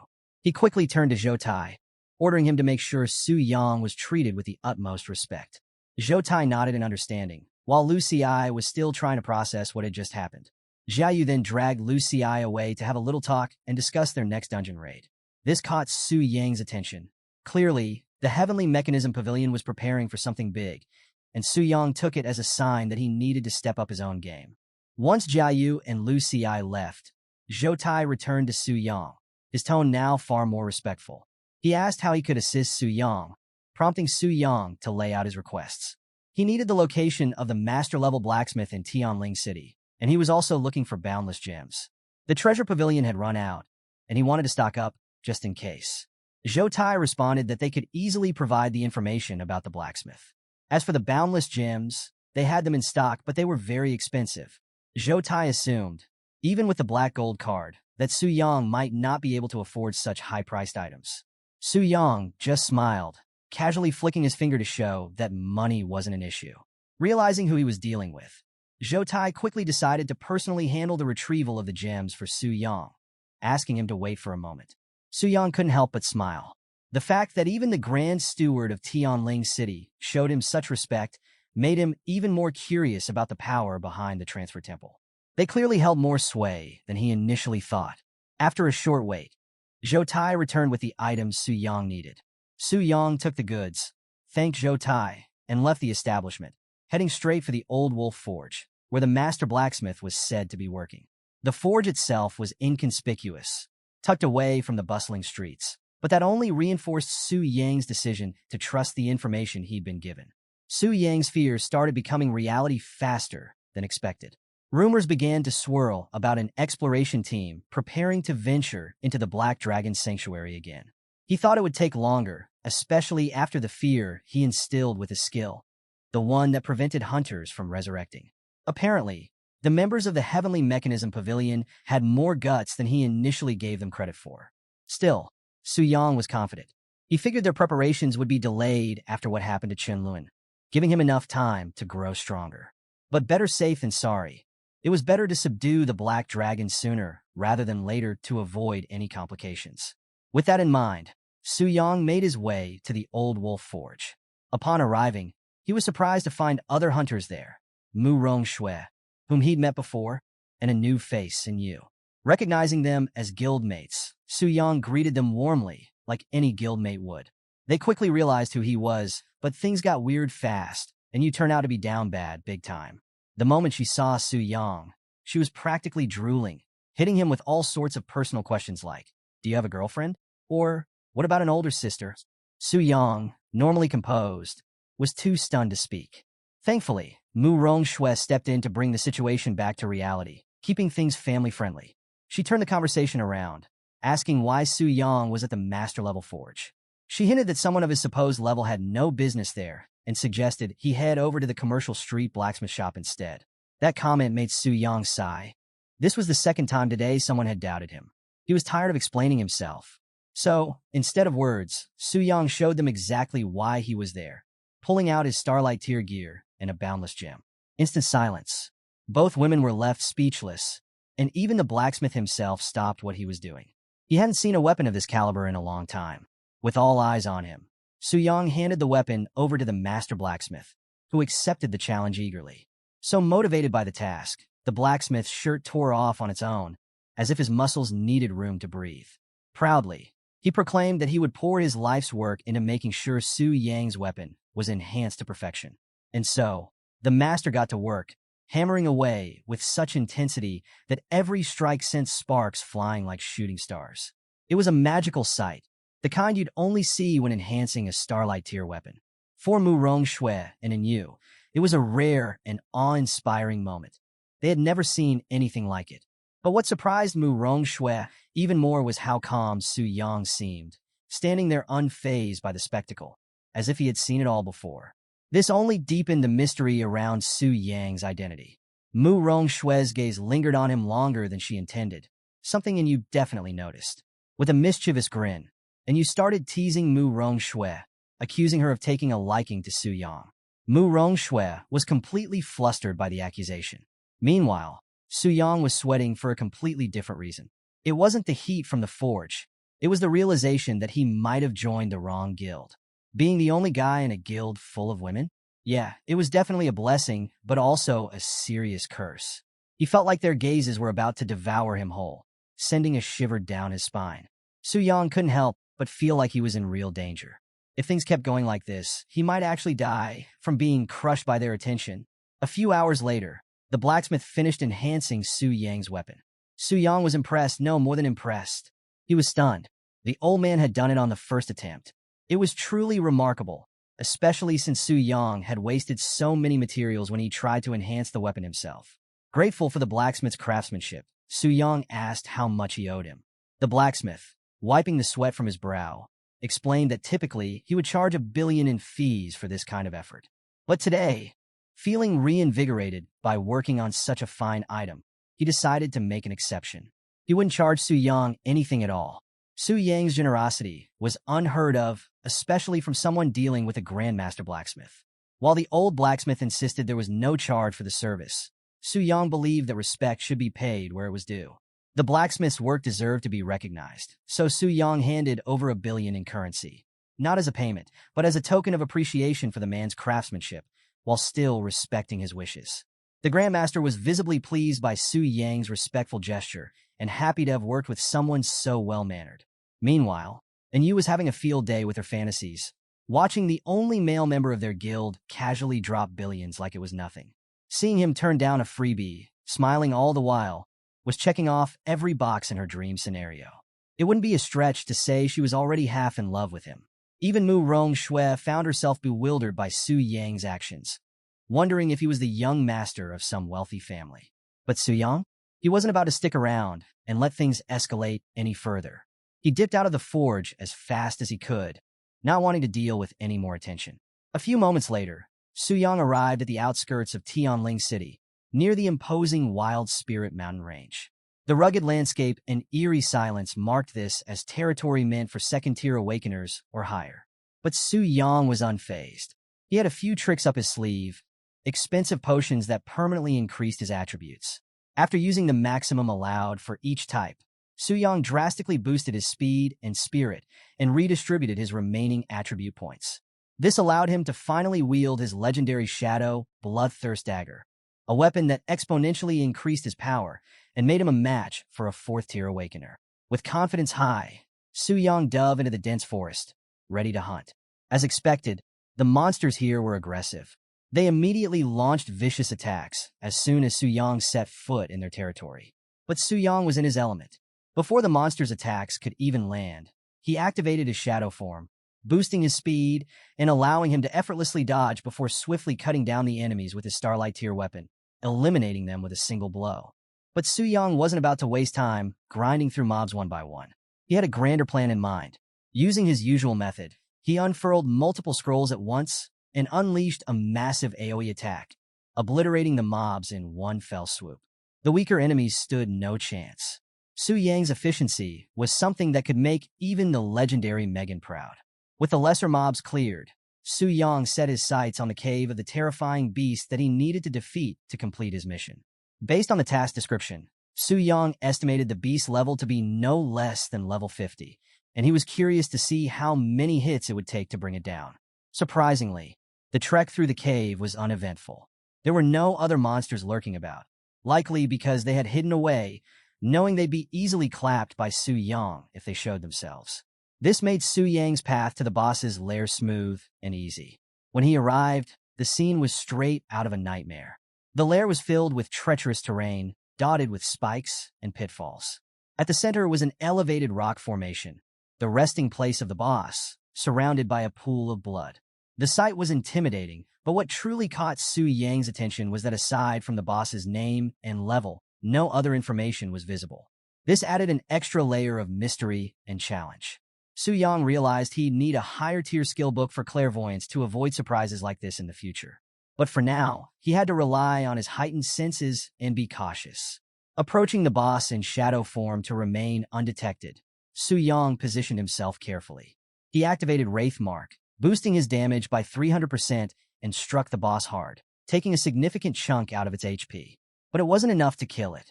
The boss, now fully awakened, roared in fury and retaliated by launching countless thorns towards Su Yang. But Su Yang was faster. Dodging the attack with ease, he countered with relentless strikes from his demon blade, attacking from all sides and wearing down the boss's health. The beast roared in rage, but before it could retaliate again, Su Yang decided to end the fight decisively. He lunged straight for the beast's core and delivered a powerful final swing. The force of the attack reverberated through the cave as the boss's death throes echoed off the walls. Su Yang, standing over the fallen creature, was surprised to see that he had slain the beast so quickly. He had expected more of a fight, but the outcome left him satisfied. Among Su Yang's rewards was the key mentioned in his mission, but more intriguingly, there was something else, a rotten chunk of flesh. Its description hinted at its former owner's immense power. Even in its decayed state, it had been potent enough to mutate the boss he just defeated. With no other information available, Su Yang decided to stash the mysterious item for later. Figuring out its use could wait. Right now, his priority was to return and submit his class change mission. Moments later, Su Yang stood on the brink of a monumental transformation. Awakening to the next tier wasn't something that happened every day, and Su Yang's recent achievements had skyrocketed him far beyond the ordinary. After all, he had just completed a 5-star task, which caused his base attributes to soar by an impressive 25%. But that wasn't all. As part of his rewards, Su Yang gained an exclusive skill from magic warriors called Dual Spirit Enhancement. This skill was no joke. It boosted his spirit attribute by 10% of his current strength and vice versa, creating an insane synergy that enhanced his abilities even further. And the blessings didn't stop there. Thanks to completing his hidden mission, Su Yang unlocked even greater rewards. His overall attributes surged by an additional 5%. His class advanced to the rare and prestigious Magic Warrior. And best of all, he was gifted a legendary skill book. As his level cap lifted, Su Yang shot up to level 58, powered by the experience points he'd been sitting on for a while. With newfound power in hand, Su Yang carefully distributed his newly gained attribute points, splitting them evenly between strength and spirit. This balanced allocation took his base attributes to unprecedented heights, making him stronger than ever before. His stats were now above those of a third-tier Awakener, and combined with his high-grade equipment, Su Yang was more than ready to take on anything, even the Spirit Hunter Guild. The idea of facing a fourth-tier Awakener while still technically at second-tier level was exhilarating. The disrespect that would come with winning a battle like that would be legendary. And if he considered using his new skill, Dual Destruction Blade, which allowed him to merge his Demon Blade with his equipped weapon, there was no doubt in his mind that the strike could obliterate even a Platinum-tier dungeon boss. This was a truly legendary ability. As Su Yang's awakening concluded, Bai Ling congratulated him on his latest achievement. His VIP benefits also got a significant upgrade. His monthly allowance jumped from 10 million to a staggering 50 million, and the discount on his Black Gold card improved from 20% to 30%. But despite all these incredible perks, Su Yang's perspective had shifted. They felt almost ordinary to him now, so he simply gave a casual nod and prepared to continue his grind. Before he left, Bai Ling asked about his next steps. Su Yang, feeling a bit worn out, mentioned he planned to take a break for 2 days. After all, balance between work and rest was important, even for someone like him. But rest didn't mean doing nothing. Su Yang was headed to the Heavenly Mechanism Pavilion to grab a few key items for his next grand mission, slaying the Black Dragon himself.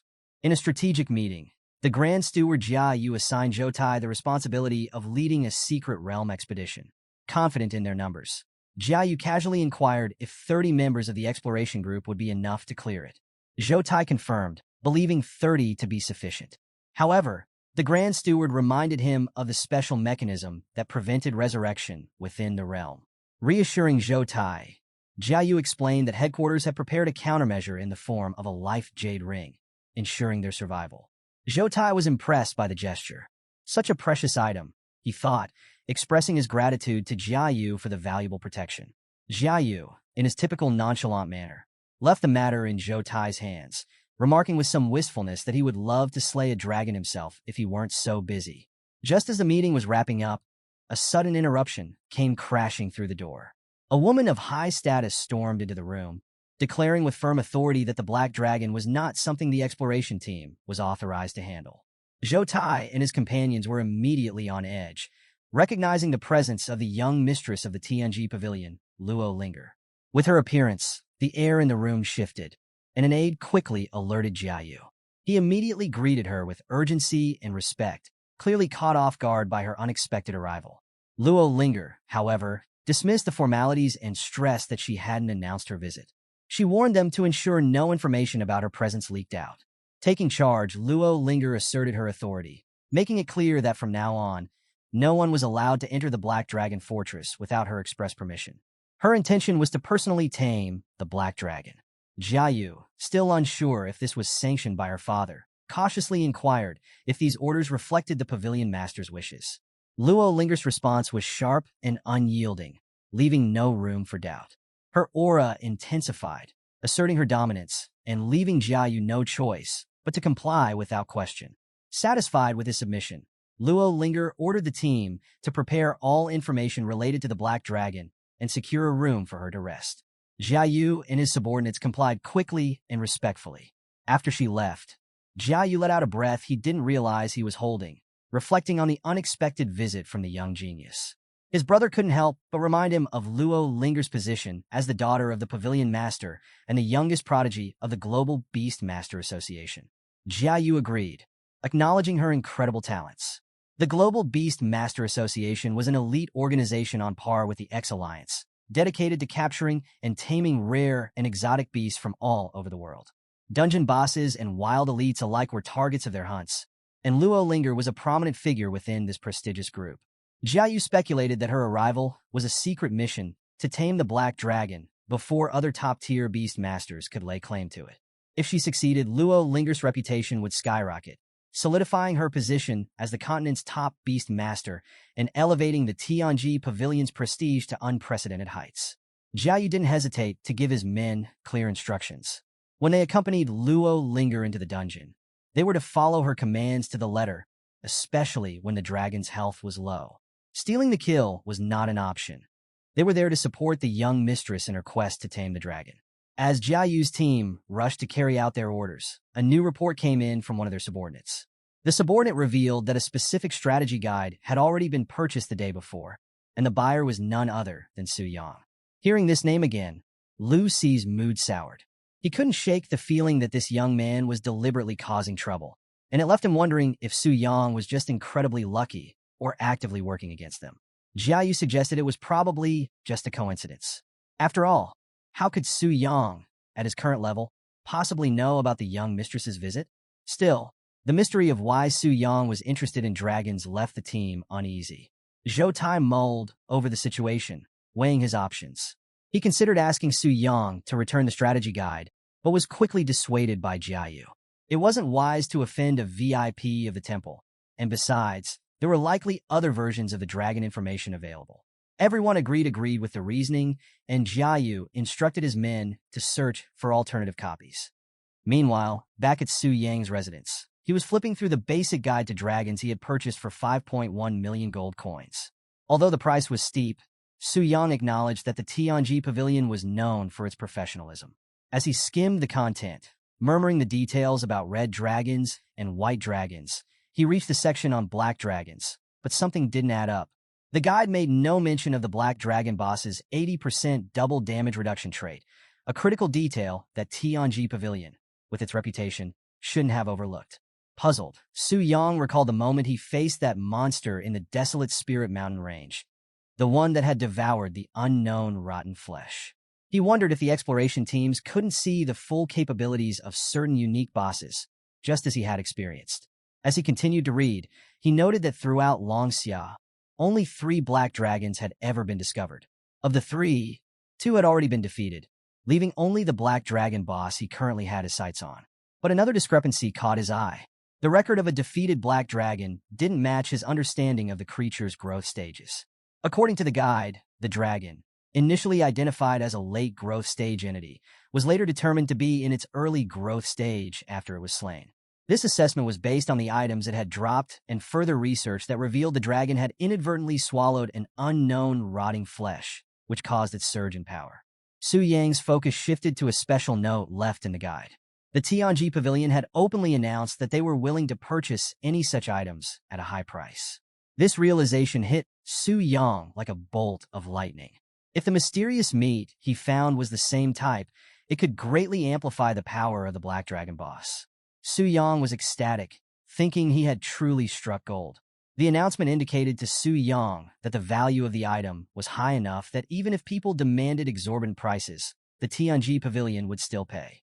As he strategized, he considered the implications. If he allowed the Black Dragon to consume the rotting flesh, it would ascend to Radiant Moon tier strength. Such a powerful upgrade would render it nearly invincible, making it impossible for dozens of fifth-tier professionals to stand a chance against it. With newfound confidence, Su Yang mused that after reaping the rewards from strengthening the dragon, his level could skyrocket straight to the 4th rank. But he also knew this strategy couldn't go on indefinitely. The Tianji Pavilion wouldn't keep sending exploration teams to their doom forever. Eventually, it would be time to slay the Black Dragon and move on to the next target. However, the thought of killing the dragon left Su Yang feeling conflicted. After all, it had been a significant source of his progress. As he pondered this, a system prompt appeared, informing him of an unexpected twist. If a boss that was previously tamed by the host was defeated, it would automatically become a 100% loyal subordinate. Su Yang's eyes widened in shock and excitement. He could hardly believe what he was reading. He could tame a black dragon as a pet? The system confirmed this, urging him not to get too excited. But how could he not? This was a dragon, the ultimate symbol of majesty, power, and dominance. Even the SSS tier Super Guild, the Global Beastmaster Association, boasted only a few members who had succeeded in taming dragons. As Su Yang imagined the impact of summoning a dragon pet during a guild war, he couldn't help but smile. The mere thought of the absolute carnage he could unleash was exhilarating. But reality hit him quickly. Despite his newly acquired legendary weapon and skills, his current stats were still not enough to kill the black dragon. He calculated that chipping away at its health would take an eternity, and if someone challenged him midway, it could spell disaster.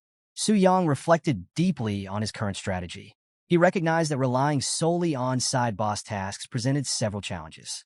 If he went too long without opposition, his leveling speed would inevitably decrease, and due to his relatively low level, tackling side bosses came at the cost of significant experience losses. Su Yang understood that encountering the next wave of exploration teams could pose substantial risks, particularly if an overflow occurred, leading to further complications. Faced with this reality, Su Yang concluded that he needed to level up quickly. He weighed his options between grinding in high-level wild areas or tackling a difficult dungeon. Just as he was mulling over his next move, a message notification from his guild popped up. The guild was planning a raid in the Giant Forest dungeon, a diamond-tier dungeon that was precisely what Su Yang needed at this stage. Recognizing this as a rare opportunity, he immediately confirmed his participation in the raid. The guild members reacted with excitement to Su Yang's reply, and Yu and Su Yin expressed their enthusiasm openly. Su Yin, in particular, playfully welcomed Su Yang, offering to protect him in the dungeon. The teasing quickly escalated as others poked fun at Su Yan's enthusiasm, suggesting she had ulterior motives for wanting to protect Su Yang. Despite the playful atmosphere, Su Yang stayed focused.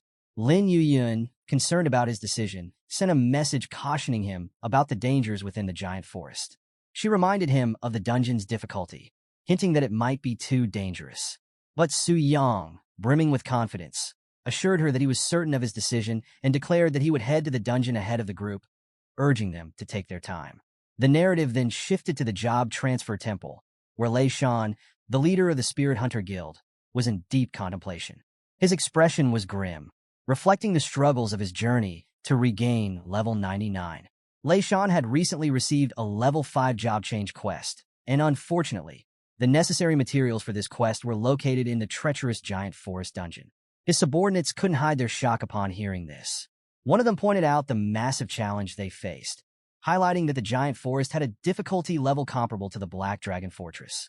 With their current levels, taking on such a dungeon seemed like an impossible task. The camera panned to various team members. Li Dan, the level 88 Holy Light Shield Warrior, Qian Yuan, the level 89 healing paladin, and Zhao Ming, the level 90 storm multi-shot archer. Their expressions reflected the collective frustration and concern about their seemingly insurmountable predicament. In a resigned tone, Lei Shan acknowledged the reality of the situation. He mentioned that Yoyun's team was preparing to raid the giant forest, and it seemed inevitable that they would have to give up their chance at this year's trial dungeon ticket. The team sighed in collective defeat, feeling the growing gap between their guild and Yoyun's rising forces. Despite their concerns, Lei Shan's eyes held a glimmer of determination. He wasn't willing to concede just yet. A dark resolve formed in Lei Shan's mind. With a chilling expression, he revealed his final plan to the team. He saw no way out of their current predicament and believed he had nothing left to lose. His voice was steely as he shared his intention to stop Yoyun's team at any cost. Zhao Ming, sensing the intensity in Lei Shan's words, hesitantly inquired about the plan, his voice tinged with dread. With a sinister grin, Lei Shan laid out his desperate strategy. He decided that if they couldn't win fairly, they would make Yoyun's team experience the same despair. His tone was filled with dark conviction as he ordered his team to eliminate their rivals. The implication was clear. Lei Shan was ready to resort to drastic measures and had no qualms about sabotaging his competitors to secure their own survival. The scene then transitioned to the giant forest diamond tier dungeon, a daunting challenge recommended for hunters level 90 and above. The towering ancient trees blocked out the sunlight in the canyon, their dense canopies creating an atmosphere of tension and foreboding. Deep within the giant forest, the frequent roars of massive beasts served as an ominous warning to outsiders that they were not welcome. Everyone gathered there knew they were about to face a daunting challenge. A digital countdown appeared in the air. Countdown to opening, 35 minutes. Su Yang scanned the gathering of players and assessed the situation with a thoughtful gaze. There are quite a few people here, he mused. Giant Forest is a high-tier dungeon, on par with the Black Dragon Fortress, so the difficulty should be similar. Yoyun Guild probably chose this time for the challenge, specifically for that reason. The Giant Forest dungeon was part of the annual trial dungeon event hosted by the Transfer Temple in Tianling City. This event was open only once a year and restricted to A-grade or higher guilds that possessed fifth-term professionals. Each city had just one admission ticket available, and the competition for it was fierce. The stakes were high. The guilds that ranked in the top 3 for performance would receive extremely valuable rewards, including A-star tier equipment, 3 diamond tier weapons, and an additional guild buff. These rewards caught the attention of everyone present, with Su Yang and the other players well aware of the stakes. Reflecting on the situation, Su Yang acknowledged the significance of the trial dungeon. This is a huge draw for any guild, he thought. As one of the only 2 A-grade guilds in the city, Yoyun Guild and Spirit Hunt Guild are both determined to outshine each other and secure the trial dungeon ticket. They're competing to reach their 5th turn to qualify. He couldn't help but compare the 2 guilds' current positions. Originally, the Spirit Hunt Guild was stronger, but after their disastrous defeat in the Black Dragon Fortress, they lost critical levels and equipment, putting them at a significant disadvantage for the upcoming competition. Naturally, this became Yoyun Guild's opportunity to rise. Looking around at the gathered crowd, Su Yang noted that most of the players belonged to B-grade guilds. These lower-tier guilds pose no real threat to Yoyun or Spirit Hunt, he reasoned. But the intimidating stance of the Spirit Hunt Guild caught his attention. The leader of Spirit Hunt Guild, exuding a commanding presence, issued a clear warning to the gathered players. He demanded that all low-level professionals vacate the area, declaring the dungeon as claimed territory for Spirit Hunt. A player standing nearby couldn't help but comment on the situation, expressing surprise at the presence of Spirit Hunt Guild despite their recent setbacks. Another player whispered a warning to keep quiet, cautioning that Spirit Hunt Guild had been on a streak of bad luck lately and might be looking for someone to take the fall. As Su Yang observed the situation, he pieced together what was likely happening. Given Spirit Hunt Guild's current strength, tackling a diamond-tier dungeon should be a serious challenge. They barely have anyone at level 90. Judging by their stance, it doesn't seem like they're prepared to enter the dungeon just yet, he analyzed. They're probably planning to block Yoyun from entering the dungeon and are just occupying the spot to prevent them from getting in. How despicable. While Su Yang was deep in thought, a rogue from Spirit Hunt Guild approached him aggressively. The rogue was a level 72 professional, his tone filled with hostility. He barked at Su Yang, demanding to know why he wasn't following the guild leader's orders to leave the area. But Su Yang remained unfazed and calmly explained that he was just exploring the area and had no interest in their business.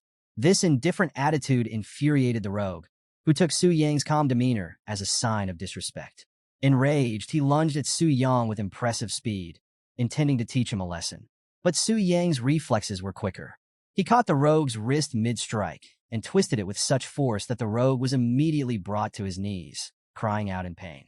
Before the rogue could react, Su Yang tightened his grip and, with a powerful throw, sent the rogue hurtling into a nearby mountain.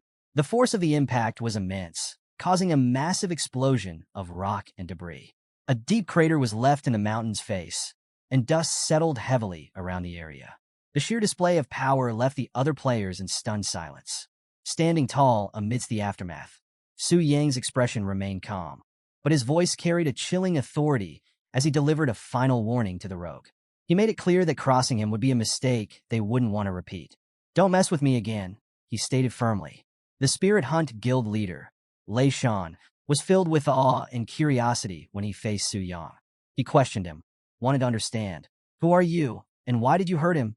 Su Yang, unfazed by the tension, responded calmly that he was simply defending himself against an imminent attack. However, Zhao Ming wasn't buying it. He lashed out at Su Yang, clearly angered by his casual attitude. Zhao demanded to know how Su Yang could call nearly killing someone self-defense. He saw it as nothing but arrogance.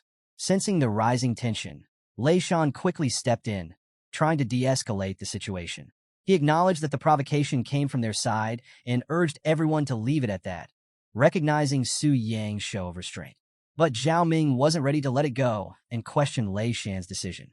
Lei Shan, however, weighed the risk, realizing that someone capable of taking down a third-turn rogue like that was at least a fourth-turn professional. He reminded Zhao Ming that their priority was dealing with Yu Yun, and starting a fight would only create unnecessary complications. However, a hint of suspicion lingered in his voice. He wondered aloud if Su Yang might be working with Yu Yun, given his unexpected presence there.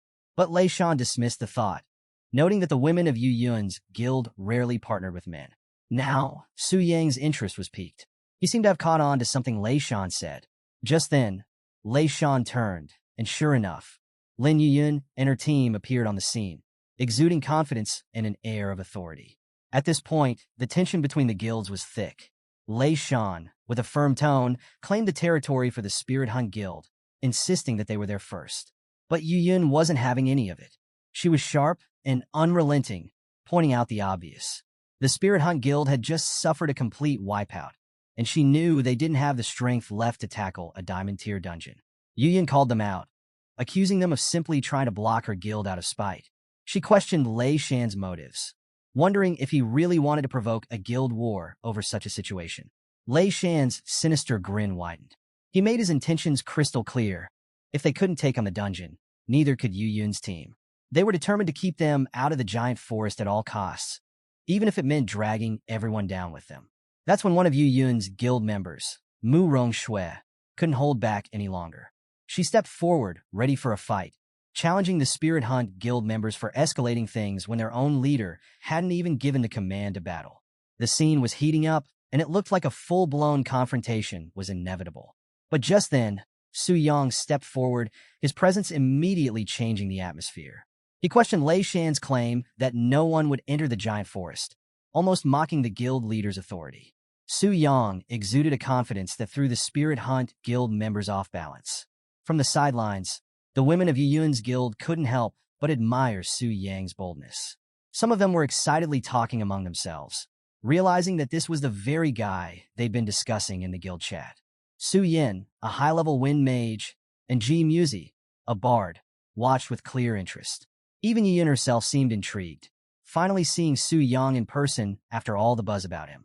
Su Yang addressed her calmly, acknowledging that he hadn't officially reported to her guild, believing it might have made things easier for her this way. Yu Yun was in deep thought, considering Su Yang's many secrets.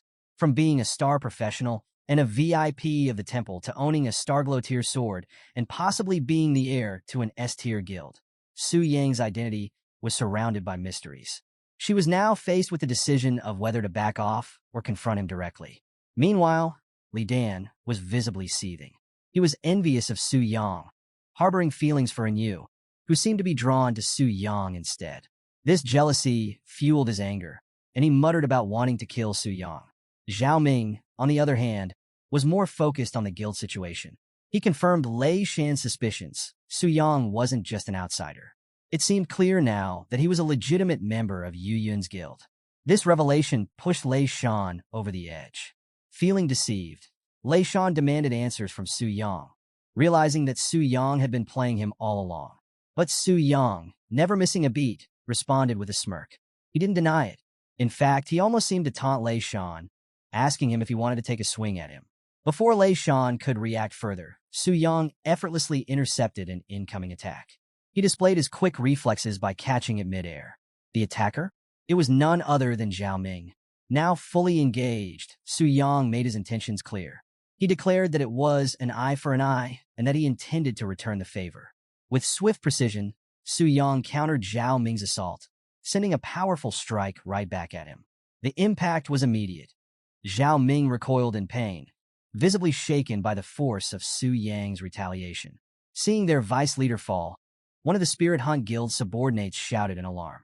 They were clearly worried, realizing just how powerful Su Yang's counterattack was. But the battle was far from over.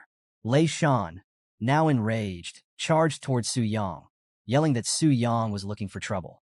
Su Yang stood his ground, unfazed by Lei Shan's aggression. He pointed out the absurdity of the situation, accusing the Spirit Hunt Guild of blocking a perfectly good dungeon just to stir up trouble. Su Yang expressed his disdain, remarking that wasting time was the same as wasting money, and he certainly didn't have time to mess around with them. One of Lei Shan's members, confused by Su Yang's words, asked what he meant by fat sheep, but there was no time for explanations. Lei Shan, furious and seeing red, warned Su Yang that he was spouting nonsense and that his end was near. As things escalated, Su Yang revealed something unexpected, a skill scroll. Lei Shan instantly recognized the danger, shouting out in panic.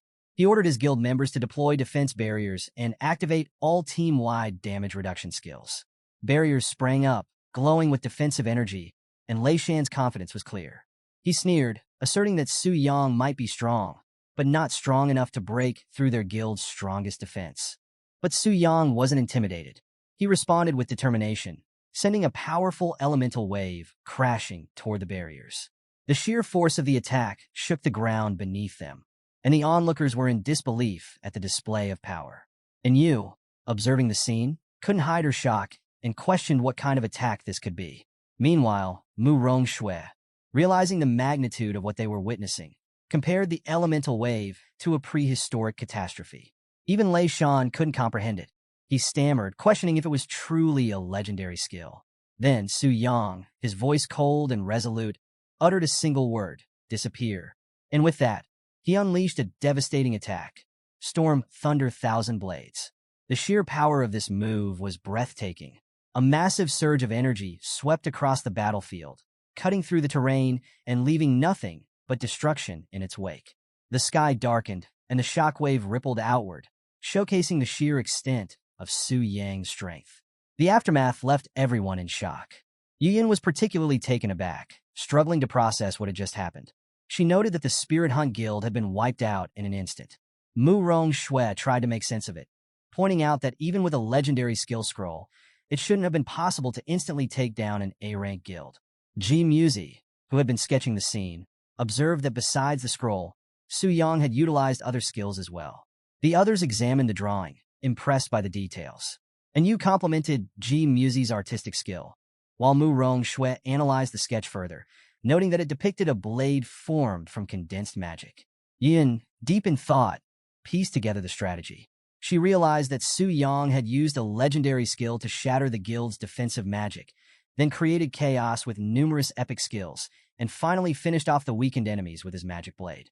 And Yu remarked that under normal circumstances, level 58 skills wouldn't pose a threat to someone like Lei Shan, but given the luxurious equipment the Spirit Hunt Guild possessed, it made sense. The realization hit them all. They were in the presence of someone extraordinary. The girls were stunned, left with only one conclusion.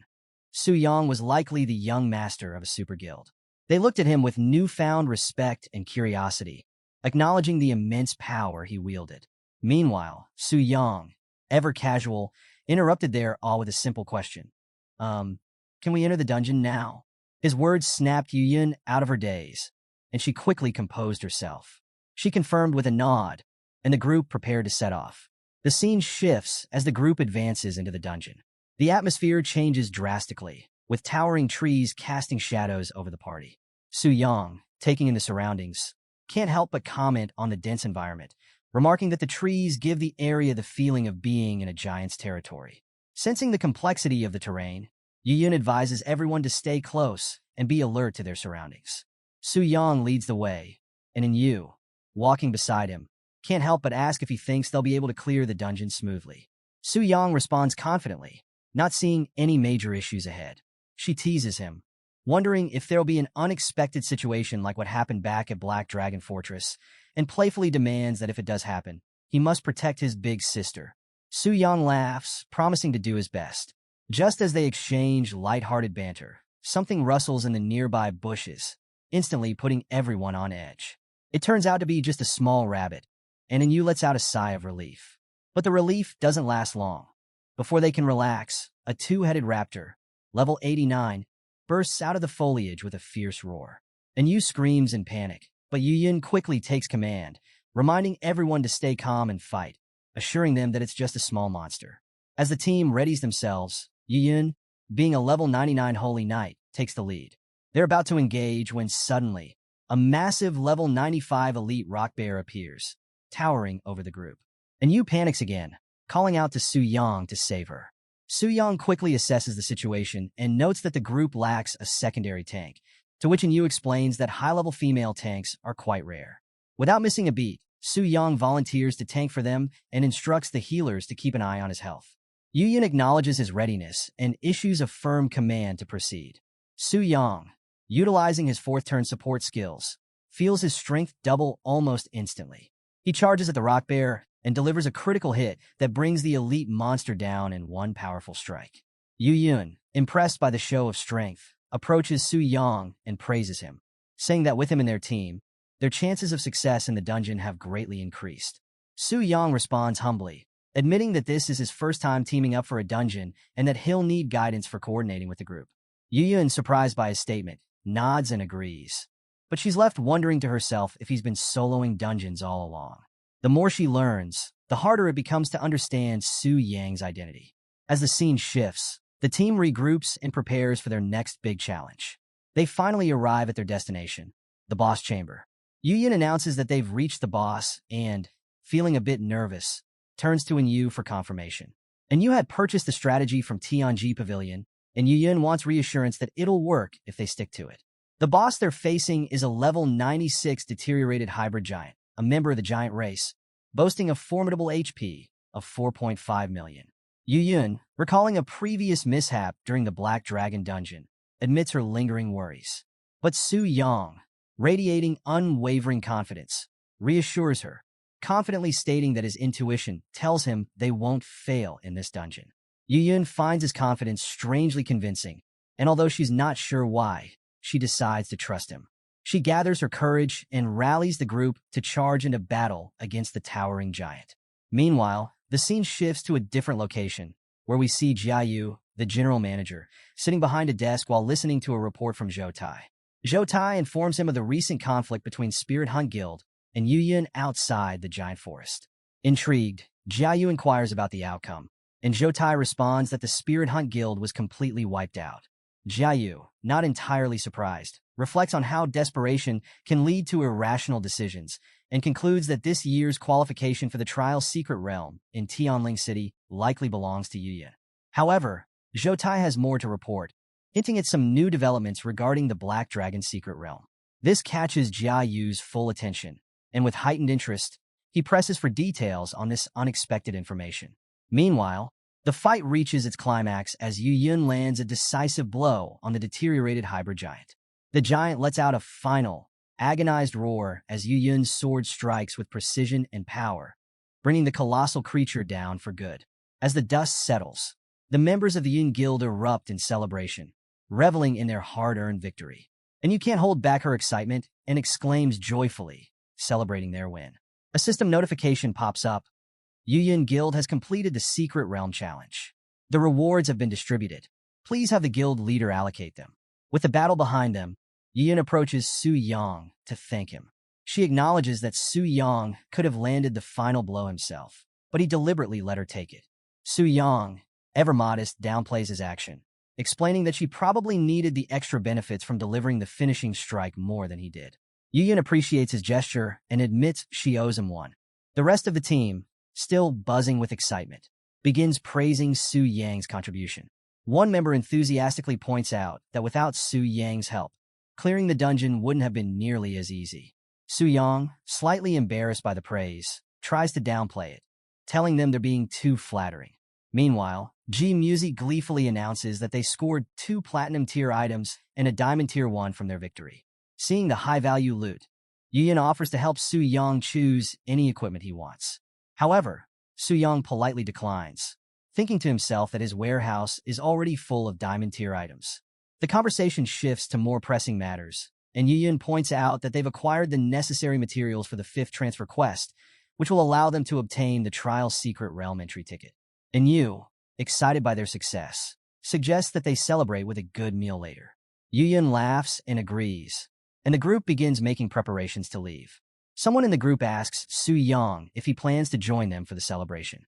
Just as he's about to answer, Su Yang is interrupted by a mental notification. A challenger has been detected. Would you like to connect? Su Yang quickly realizes what's happening and suspects that an exploration group may have acted ahead of schedule. Apologetically, he informs the group that something urgent has come up and he needs to leave immediately. Before they can fully react, Su Yang rushes off, leaving them behind in confusion. The scene transitions to a dark and ominous landscape, where Su Yang now emerges as the powerful black dragon, Athos, shrouded in darkness. The atmosphere grows tense as Su Yang prepares to face a new challenge. He wonders aloud who the challenger is and takes a closer look at the lone figure approaching. The mysterious figure is revealed to be Alcaray Lawrence, a level 140 court magician of the elf race. Alcaray, clad in white robes and radiating an intense aura, surveys the creatures around him with clear disdain. He mutters under his breath about the filthy creatures in his path and decides to test them using his usual method, by summoning elite monsters. At his command, 3 powerful monsters appear, a level 98 Dragon Priest, a level 96 Kobold Chieftain, and a level 95 Dragon Blood Warrior. Alcaray coldly orders them to eliminate all intruders. As the monsters charge forward, Alcaray sneers and dismissively mentions the Black Dragon, Athos, by name, mocking him as nothing more than a juvenile dragon. He declares that a few forbidden spells are enough to kill such trash and readies his own attack. Dark energy gathers around Alcaray, crackling with intensity, and he releases a wave of destructive magic toward his foes. The ground quakes under the force of the spell, and the area is engulfed in a shroud of darkness. Even after unleashing such a powerful spell, Alcaray isn't done. He expresses his disgust at the blood of these lower creatures and remarks that if not for a certain person named Lilith, he wouldn't have bothered coming to such a filthy place. Commanding with authority, Alcaray summons a mountain giant to be both his spear and his shield. The giant emerges, towering over everything in its path, and Alcaray effortlessly controls it with a mere gesture. The sheer power of the mountain giant is overwhelming, and with Alcaray's control, it decimates the elite monsters above level 95 with ease.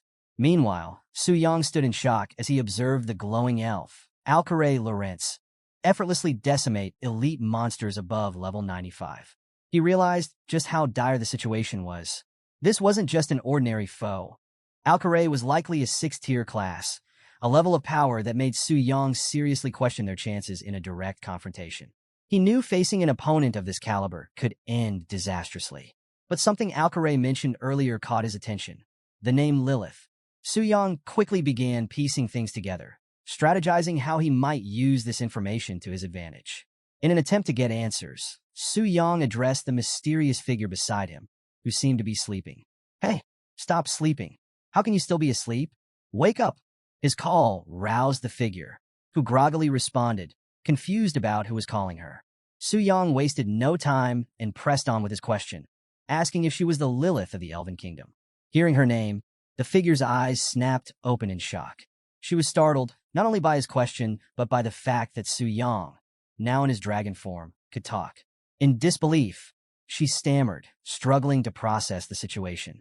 Su Yang's response carried a hint of annoyance as he pointed out that she had never asked before and that she seemed to be focusing on the wrong thing entirely. The elf's frustration quickly boiled over, and she snapped back, calling him a dumb dragon. She was clearly baffled by his sudden shift in behavior, complaining that up until now, he only seemed capable of sleeping and wandering aimlessly. Suddenly, he was speaking and strategizing, and she didn't know how to make sense of it. As she became more awake, the elf began reflecting on her predicament, realizing with a jolt that Su Yang had seen her all this time. Horrified, she wondered if he had done anything indecent while she was asleep. Panic set in, and she yelled at Su Yang, calling him a perverted dragon and demanding that he stay away. Su Yang couldn't help but think to himself that this conversation had taken a bizarre turn. Losing patience, he decided to scare her into cooperating. He warned her that if she didn't answer his question, he might just eat her. Terrified by his threat, the elf finally broke down and revealed her identity. She was Lilith Savaraya, the sixth daughter of Queen Savaraya of the Elven Kingdom. Su Yang's mind raced as he processed the information. He recalled from the basic Dragon Guide that the Elven Kingdom, Dragon Kingdom, and Giant Kingdom were all part of the SSS Ultra Ultimate Subspace Nations, an incredibly powerful alliance. Of the three kingdoms, only the Elven Kingdom was known to be friendly toward humans, and the supreme ruler of that kingdom was Queen Savaraya.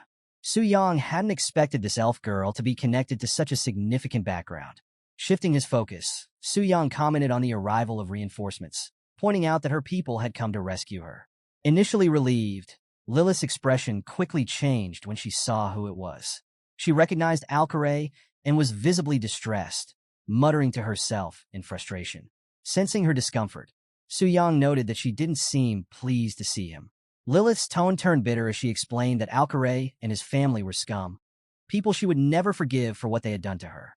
She expressed her disdain for him, making it clear that she would rather remain locked up forever than be rescued by someone like him.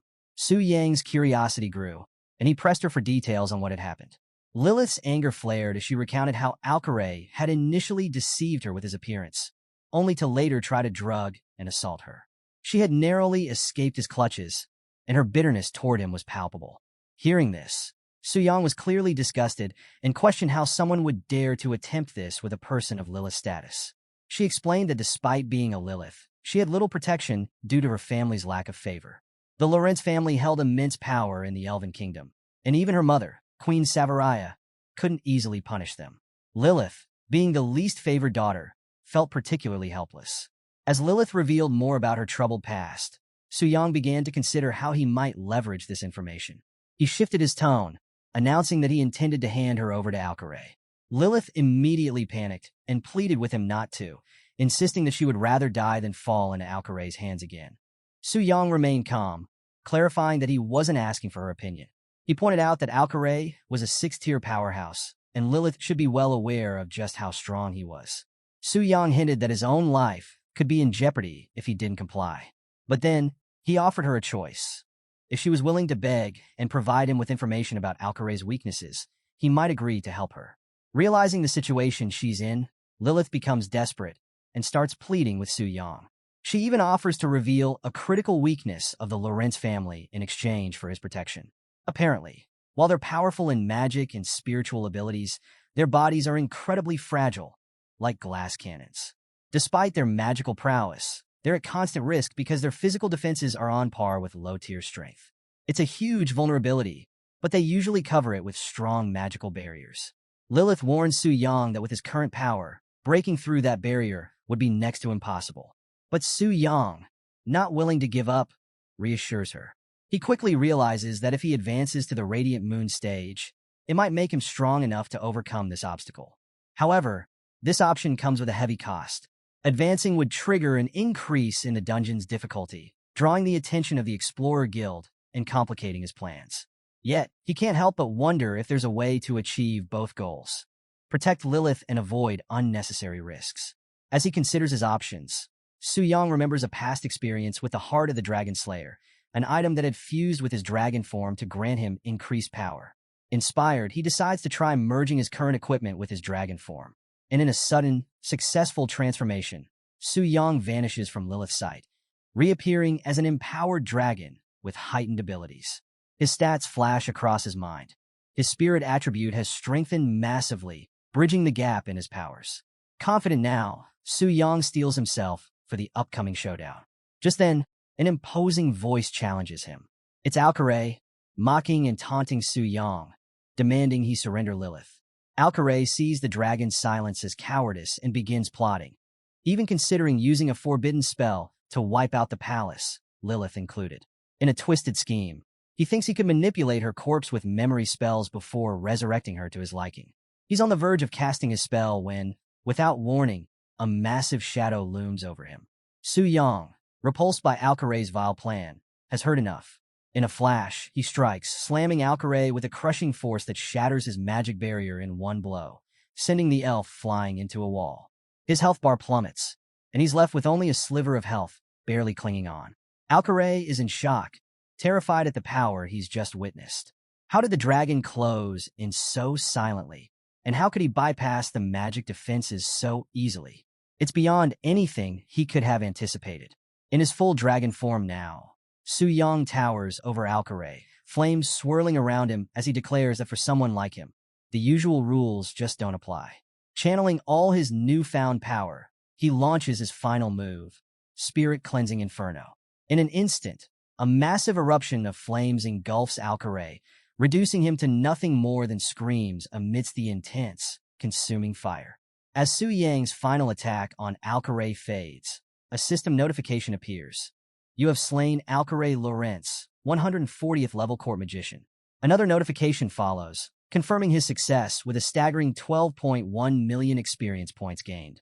With Alcaray's death, Su Yang takes a look around the battlefield, thinking it's time to check out the loot. After all, a high-level target like Alcaray is bound to drop something valuable. Sure enough, Su Yang's inspection reveals some impressive items. Rare spells, legendary artifacts, and potent scrolls.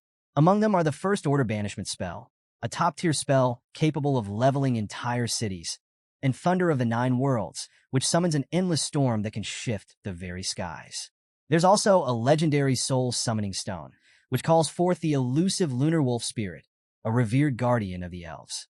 To top it off, he discovers the Scroll of Nature's Guardian, a powerful tool able to withstand attacks from 8th-tier skills without so much as a scratch. Su Yang reflects on the haul, considering it a decent reward, though he's annoyed that some of Alcaray's highest-grade equipment, his staff, robe, and accessories, didn't drop. He's left wondering where he'll find another enemy this well-equipped. Meanwhile, Lilith, who's been anxiously waiting, is startled by Su Yang's sudden reappearance. She looks around, surprised to see Alcaray is gone, and asks Su Yang where he went. Su Yang explains that he used invisibility to ambush Alcaray, reducing the elf to ashes. Lilith is surprised. After all, she thought only rainbow dragons could use invisibility spells. Now, her curiosity is piqued. This black dragon seems more mysterious and powerful than she imagined. Su Yang, in turn, finds himself curious about Lilith. He remembers that elven royals usually possess great magical power, yet Lilith seems to lack any strength. When he asks why, she explains that it's due to an ancient curse placed on the elven royal family by the Giant King.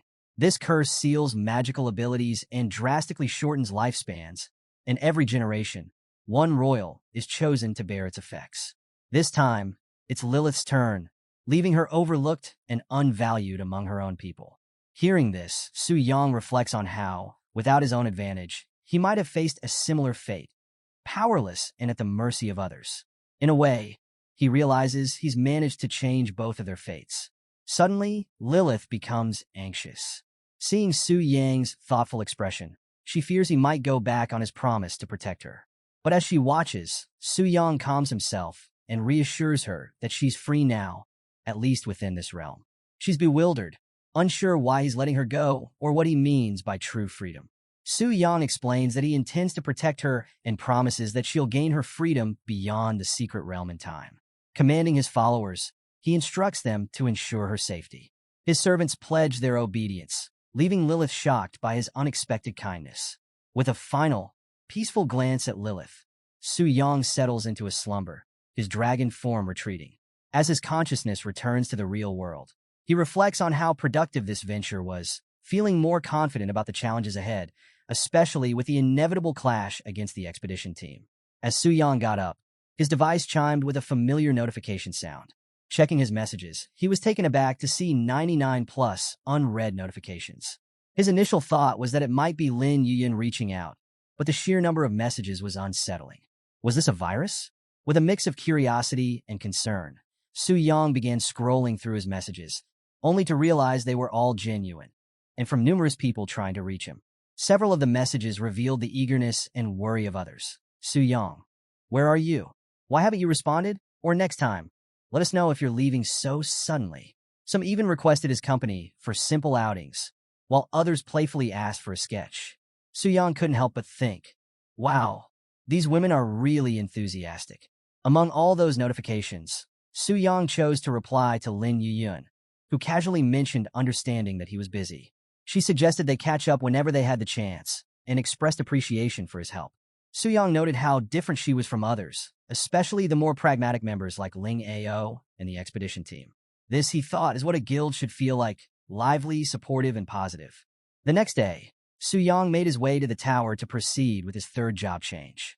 There, he coincidentally bumped into his classmate, Gu Xiaoqian, who excitedly greeted him.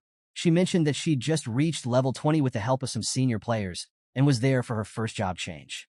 When she learned that Su Yang had reached level 60 and was taking on his third job change mission, her initial excitement turned to unease.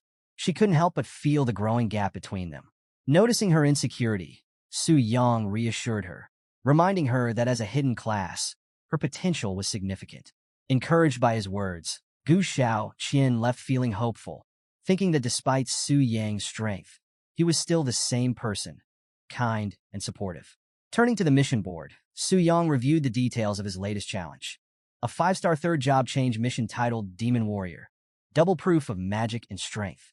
This mission required him to gather magic-devouring spirit grass and endure both physical and magical trials. The rewards were impressive: platinum tier equipment, abyss arena gear, and a coveted demon spirit weapon with legendary properties. But Su Yang knew this mission would be no simple task, noting that the difficulty level and restrictions had increased significantly.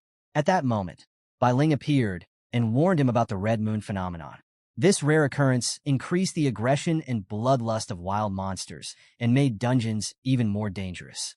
Bai Ling urged him to be especially cautious if his mission took him to dungeons like the Ruined Mansion, where spiritual disasters were already frequent.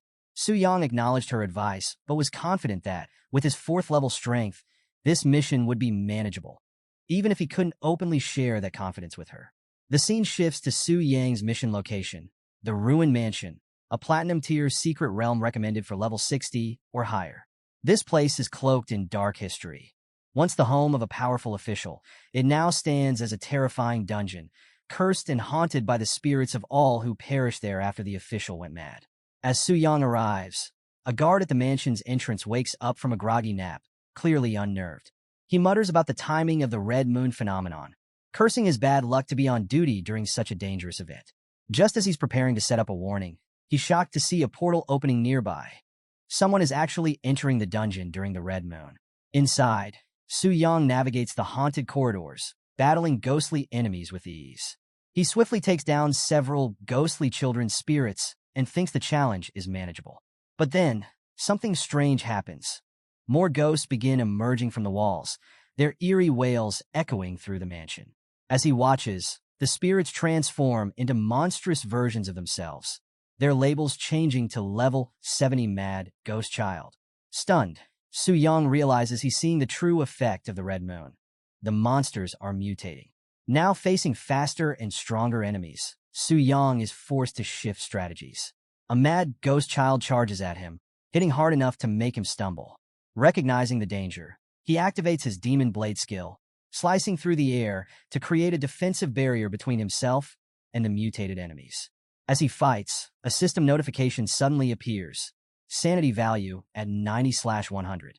When the sanity value reaches 0, irreversible madness will ensue. Confused, Su Yang can't help but think this whole scenario feels like something out of a Lovecraftian nightmare. Determined to push through, he activates Demon Blade Sword Rain, unleashing a barrage of powerful energy slashes.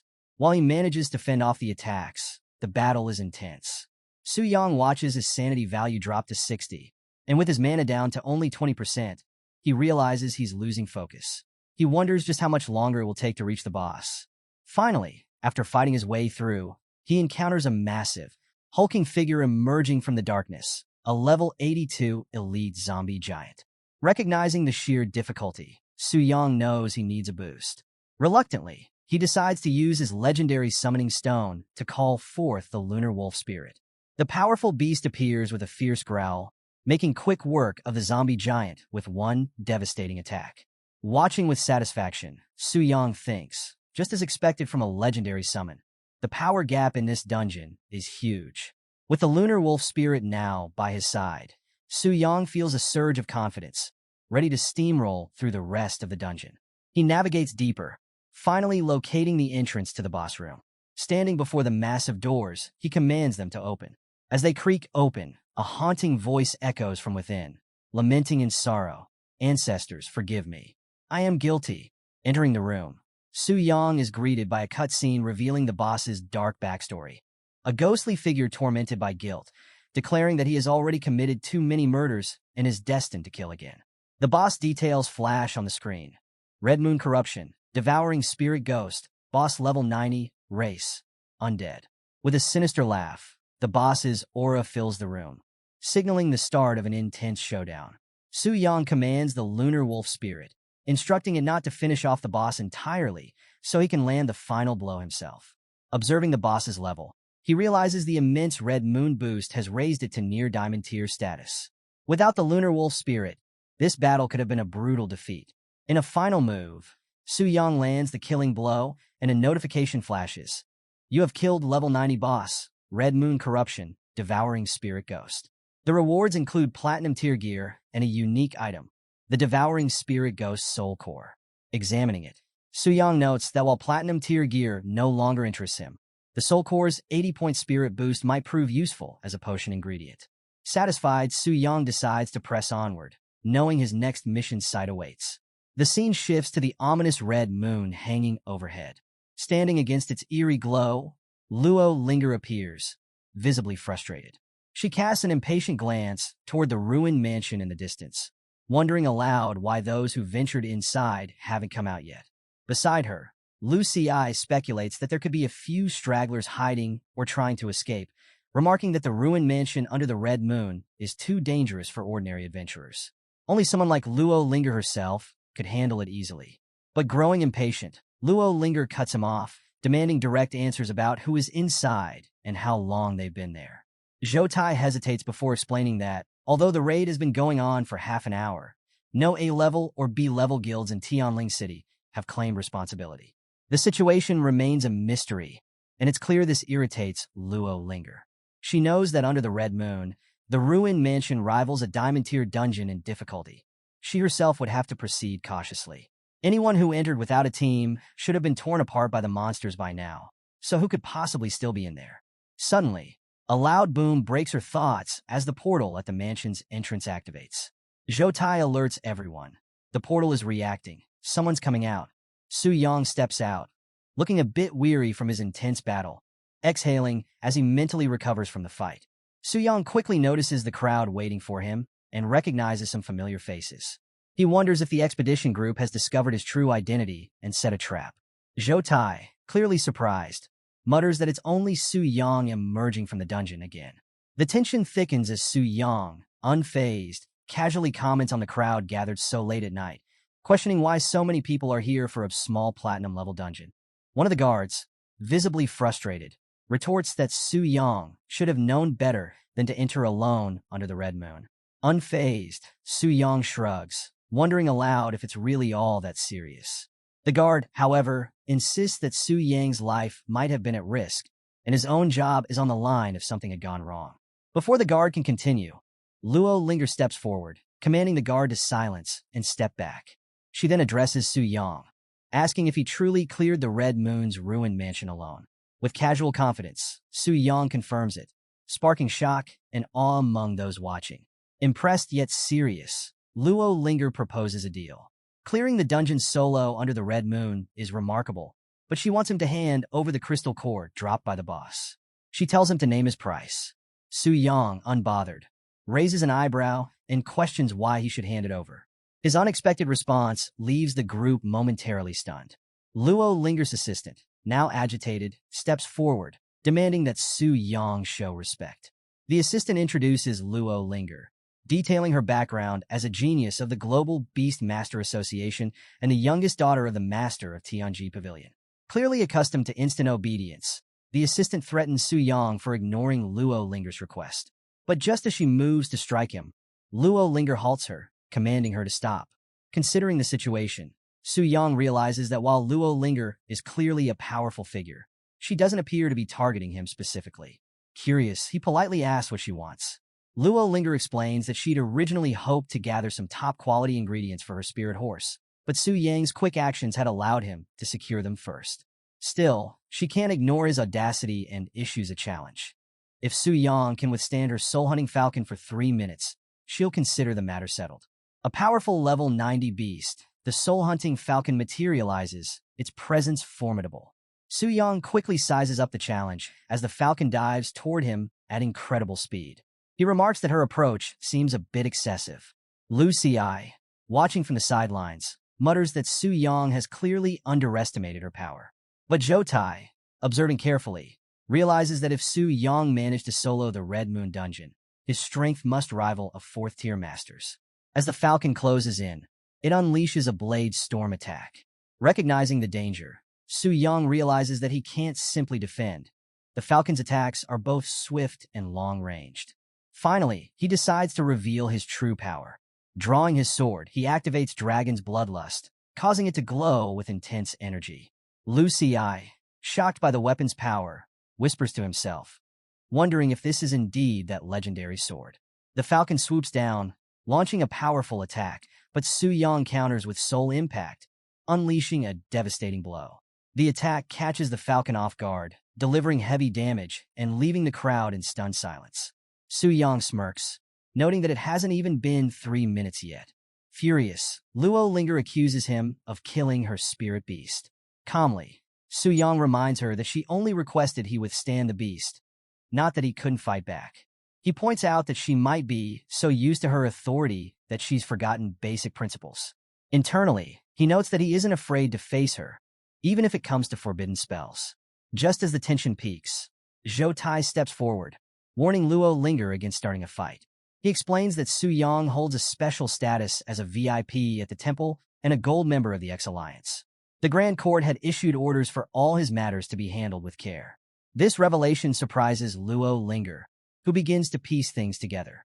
She wonders if Su Yang also completed the 5-star job transfer quest, a feat she'd struggled to achieve despite full support from Tianji Pavilion. With a smirk, Su Yang realizes Luo Linger is also a temple VIP, but only up to the 4th tier. He subtly hints at his higher status, and Luo Linger, annoyed yet intrigued, accepts his challenge and decides to let the matter rest. As she turns to leave, she instructs her group to follow, reminding them that opposing a temple VIP is out of the question. As Su Yang watches them go, he muses that Luo Linger's status as the young lady of Tianji Pavilion may be impressive, but he's determined to surpass it. He glances at his quest log, deciding to move on to the next challenge, the Earth Dragon. Su Yang makes his way toward the Wilderness Mountains, closing in on the lair of the Rock Abyss Earth Dragon. As he approaches, his status panel updates, showing the Earth Dragon is alive and at full health. However, he isn't alone for long. Not far behind, Luo Linger and her entourage arrive at the same location. She surveys the area and seems pleased. No one has attempted to challenge the Earth Dragon yet. Her guards, Zhou Tai and Lu Xi, assure her that they followed her orders to reserve the challenge slot. Sizing up the boss's potential, Luo Linger declares the Earth Dragon, while lower level, is a rare dragon-type boss and perfect for their training session. Just as she's about to lead her group forward, a voice calls out from behind, stopping her in her tracks, who reminds her that others have already claimed the boss. Luo Linger's expression darkens as she turns to face him, while Lu Xi immediately jumps in, berating the guard for letting this line-cutting happen. But the guard, looking uncomfortable, explains that a temple VIP has prioritized the slot, leaving him powerless to override it. Su Yang watches with mild amusement, then dismisses them with a casual demand to step aside and stop delaying his dungeon run. Luo Linger's frustration is evident, her gaze intensifying. Lu Xi mutters under his breath about Su Yang's annoying presence, and Su Yang, unfazed, throws the comment back at him, suggesting that running into them twice must mean they have a plot against him. Annoyed, Luo Linger fires back, insisting she has no interest in targeting him. However, she warns him that just because he holds temple privileges doesn't mean he can do whatever he wants. One failure in his class transfer could spell his end. Su Yang simply smiles, coolly thanking her for her concern, and wondering aloud if she enjoys bullying weaker players. Zhou Tai steps in, explaining that Luo Linger is preparing to tame the Black Flame Wing and intends to use this Earth Dragon for practice. Su Yang, however, firmly replies that he has his own reasons for needing the Earth Dragon, as it's a key target in his class transfer mission. Luo Linger, still defiant, tells him to go ahead, but warns that once she tames the Black Flame Wing, even his temple status won't protect him. Su Yang chuckles, advising her to wait for the Earth Dragon to respawn, and then strides toward the portal with a casual bye-bye. Luo Linger sees as Su Yang disappears, while her assistant mutters about his rudeness. Zhou Tai, still bewildered, questions whether Su Yang truly intends to solo the Earth Dragon. Inside the dimly lit cave, Su Yang approaches the slumbering rock abyss Earth Dragon, mentally preparing himself for the battle. He recalls Luo Linger's goal of taming the Black Dragon and figures that, with her strength and support, she might actually manage it. But there's no time to waste. He knows he needs to keep moving forward if he's to keep up with her pace. As he moves closer, the system identifies the boss, a level 61 wild boss, the Rock Abyss Earth Dragon. Su Yang sizes it up, unimpressed, noting it looks more like a giant lizard than a dragon, especially compared to the Black Flame Wing. Despite being unable to use his Wolf Spirit and Demon Blade skills, Su Yang is confident his Starlight-level weapon will be more than enough. Without hesitation, he launches into action, striking the Earth Dragon with Soul Mark. His attacks connect, but he quickly realizes the Earth Dragon's defenses are formidable. The dragon retaliates with a fierce tail swipe, forcing Su Yang to dodge. He counters with a barrage of strikes, dealing steady damage as he taunts the creature. Bit by bit, the dragon's defenses start to crumble. When the Earth Dragon's health drops to 50%, Su Yang's confidence grows, but just as he's about to push forward, a system alert warns him that the boss has entered Berserk mode. The ground trembles as the dragon charges at him with a terrifying new ferocity, and Su Yang quickly realizes that this dragon charge isn't just powerful, it's also guided, relentlessly homing in on him as he dodges. In need of a strategy, he assesses the cave layout and spots a granite wall nearby. Recognizing it as his only hope, he positions himself behind it, bracing for the dragon's next attack. The Earth Dragon charges, colliding with the wall, and the impact leaves it dazed. The system confirms it. The dragon is stunned and vulnerable, taking 25% more damage. With determination, Su Yang grips his sword and delivers a series of devastating blows. Meanwhile, outside the dungeon, Lu Xi, now uneasy, questions Zhou Tai about whether they should just stand by and wait. Zhou Tai dismisses him, suggesting he take it up with Luo Linger herself. Luo Linger, however, is determined to stay and watch, intrigued to see just how far Su Yang can go. After a grueling battle, Su Yang finally emerges victorious. A system notification appears, displaying his achievement. Su Yang has solo killed the Rock Abyss Earth Dragon, setting a new record with a time of 20 minutes and 16 seconds. Outside, Luo Linger's group is visibly shocked as they see Su Yang's name at the top of the leaderboard. Lu Xi can barely contain his disbelief, insisting it must be a cheat, but his laughter quickly fades as Su Yang appears, clad in a full set of Rock Abyss Earth Dragon armor. Smirking at their shock, he asks why they're still waiting around. The group falls silent, stunned, until Lu Xi erupts in mocking laughter. Su Yang, noticing the awkward fit of his armor, mentally curses himself for not clearing out his inventory sooner, forcing him to wear the clunky dragon gear. Brushing off Lu Xi's laughter, he challenges them to match his record if they think it's so funny. Luo Linger, determined not to back down, acknowledges his skill, but dismisses the Earth Dragon as a trivial feat compared to her target. Su Yang's gaze sharpens as he steps closer, declaring that he'll tame the Black Dragon before she even has the chance. Luo Linger is momentarily taken aback and fires back, asking if he's serious, challenging his audacity. With unflinching resolve, Su Yang replies, "My name is Su Yang. Not only a VIP at the Transfer Temple, but also the one who will tame the Black Dragon." Su Yang's system chimes in, notifying him of his 5-star job change task completion. He's thrilled when the next stage unlocks. Hidden Job Change Task Stage 2, Glory of Blood. As he reads the task details, Su Yang realizes it points to the Sleepy Mountains, home to an underground prison once used as a secret lab for blood-based experiments. Recalling its location near Tianling City, he knows exactly where to go. With excitement, he quickly says goodbye to Luo Linger and sets off, his determination growing stronger as he contemplates the rewards of his transformation. As he leaves, Luo Linger watches him with frustration. Lu Xi mutters about Su Yang's arrogance, while Zhou Tai turns to her, asking what they should do next. She issues a sharp order. Keep a close watch on Su Yang and report back the moment he begins his next job change phase.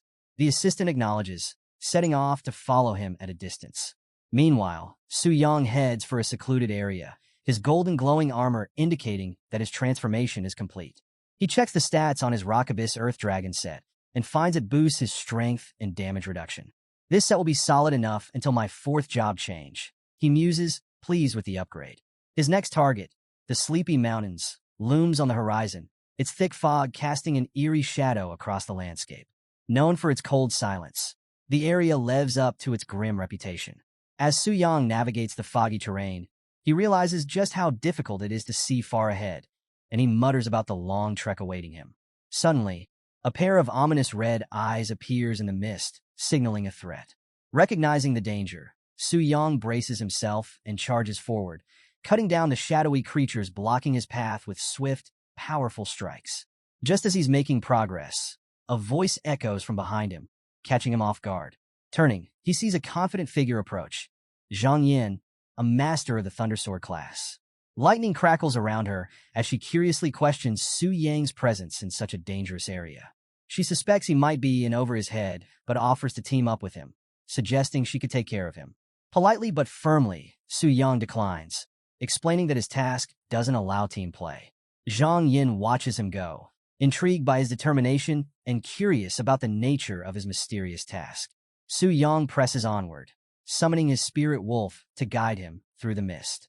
He uses a blood-stained high-speed charge, swiftly cutting through anything in his path. He notices the eerie red glow around him and considers whether his soul-summoning stone is being amplified by the red moon.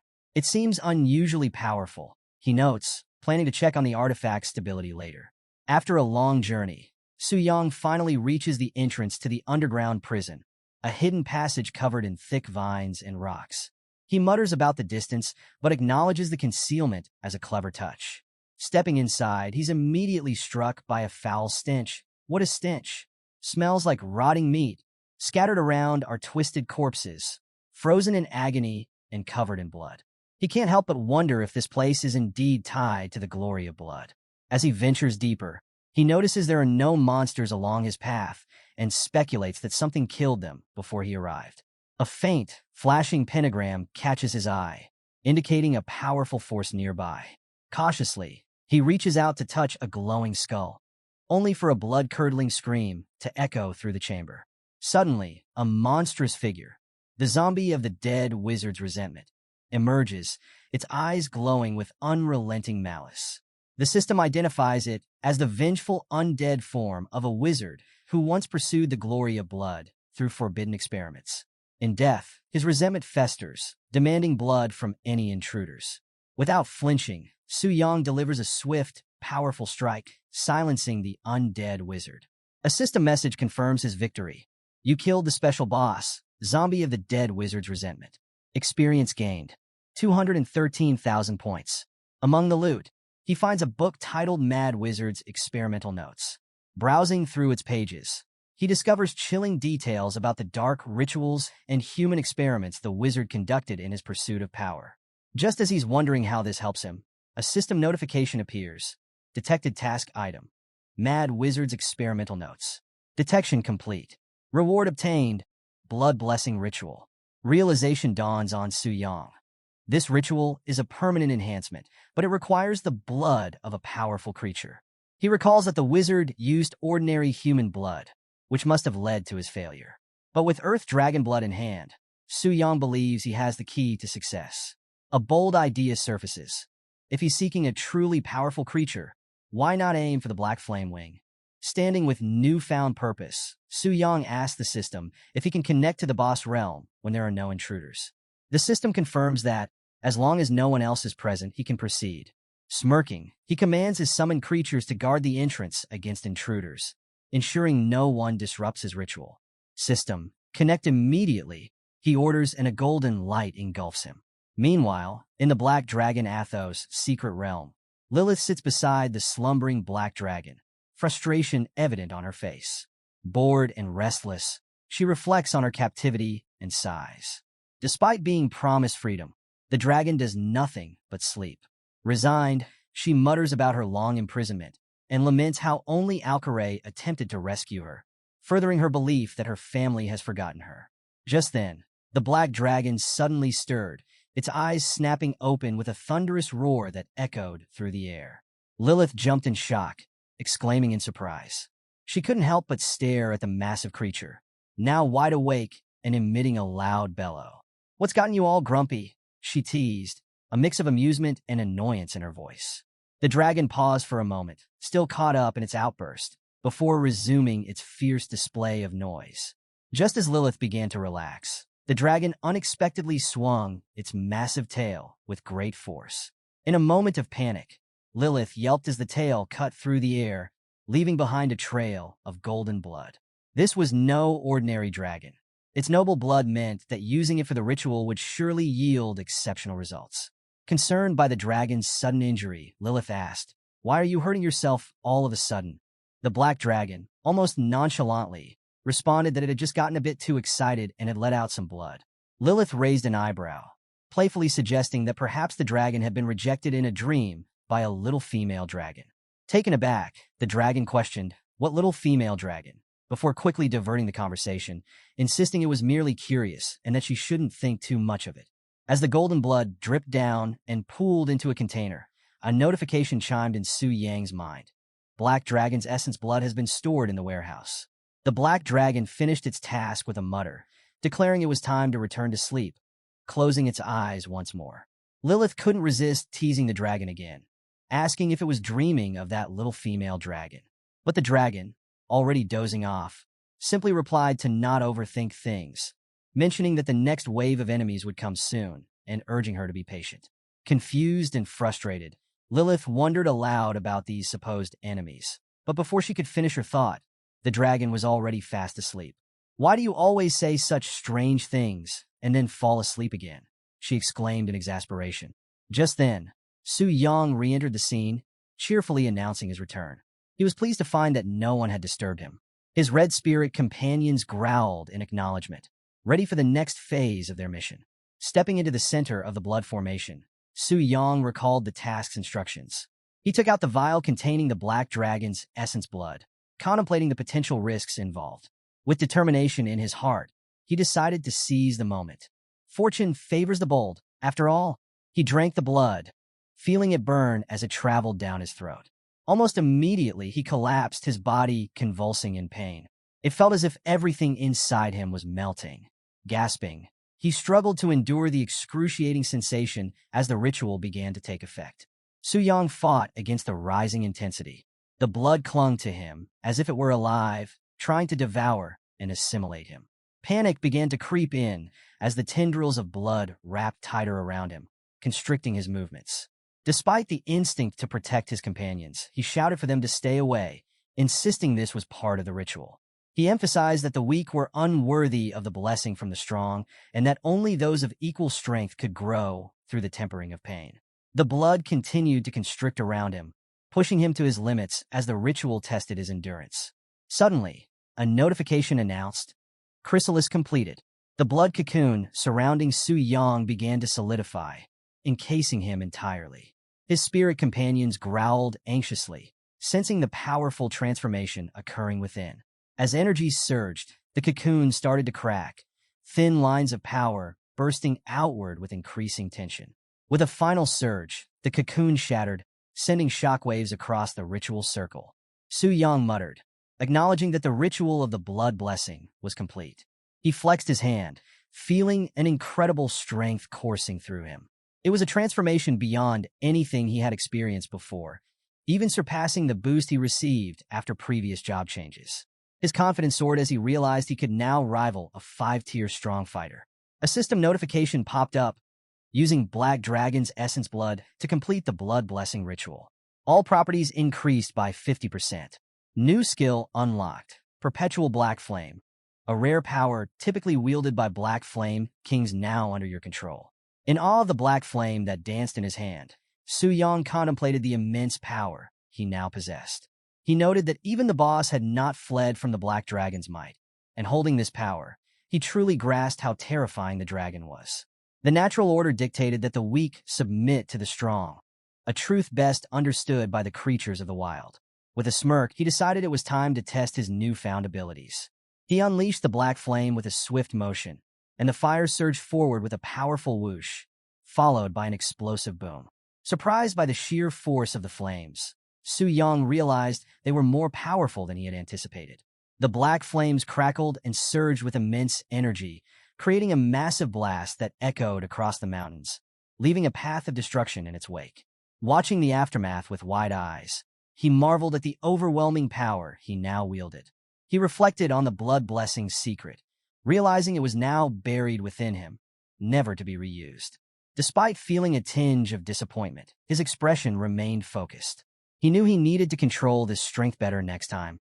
Feeling the rush of power coursing through him, Su Yang prepared to switch jobs, pulling out a glowing tablet for his next transformation. But suddenly, a distant cry for help pierced the air, catching his attention. "Help!" The voice sounded familiar, stirring a sense of urgency within him. Could it be that female swordsman from before?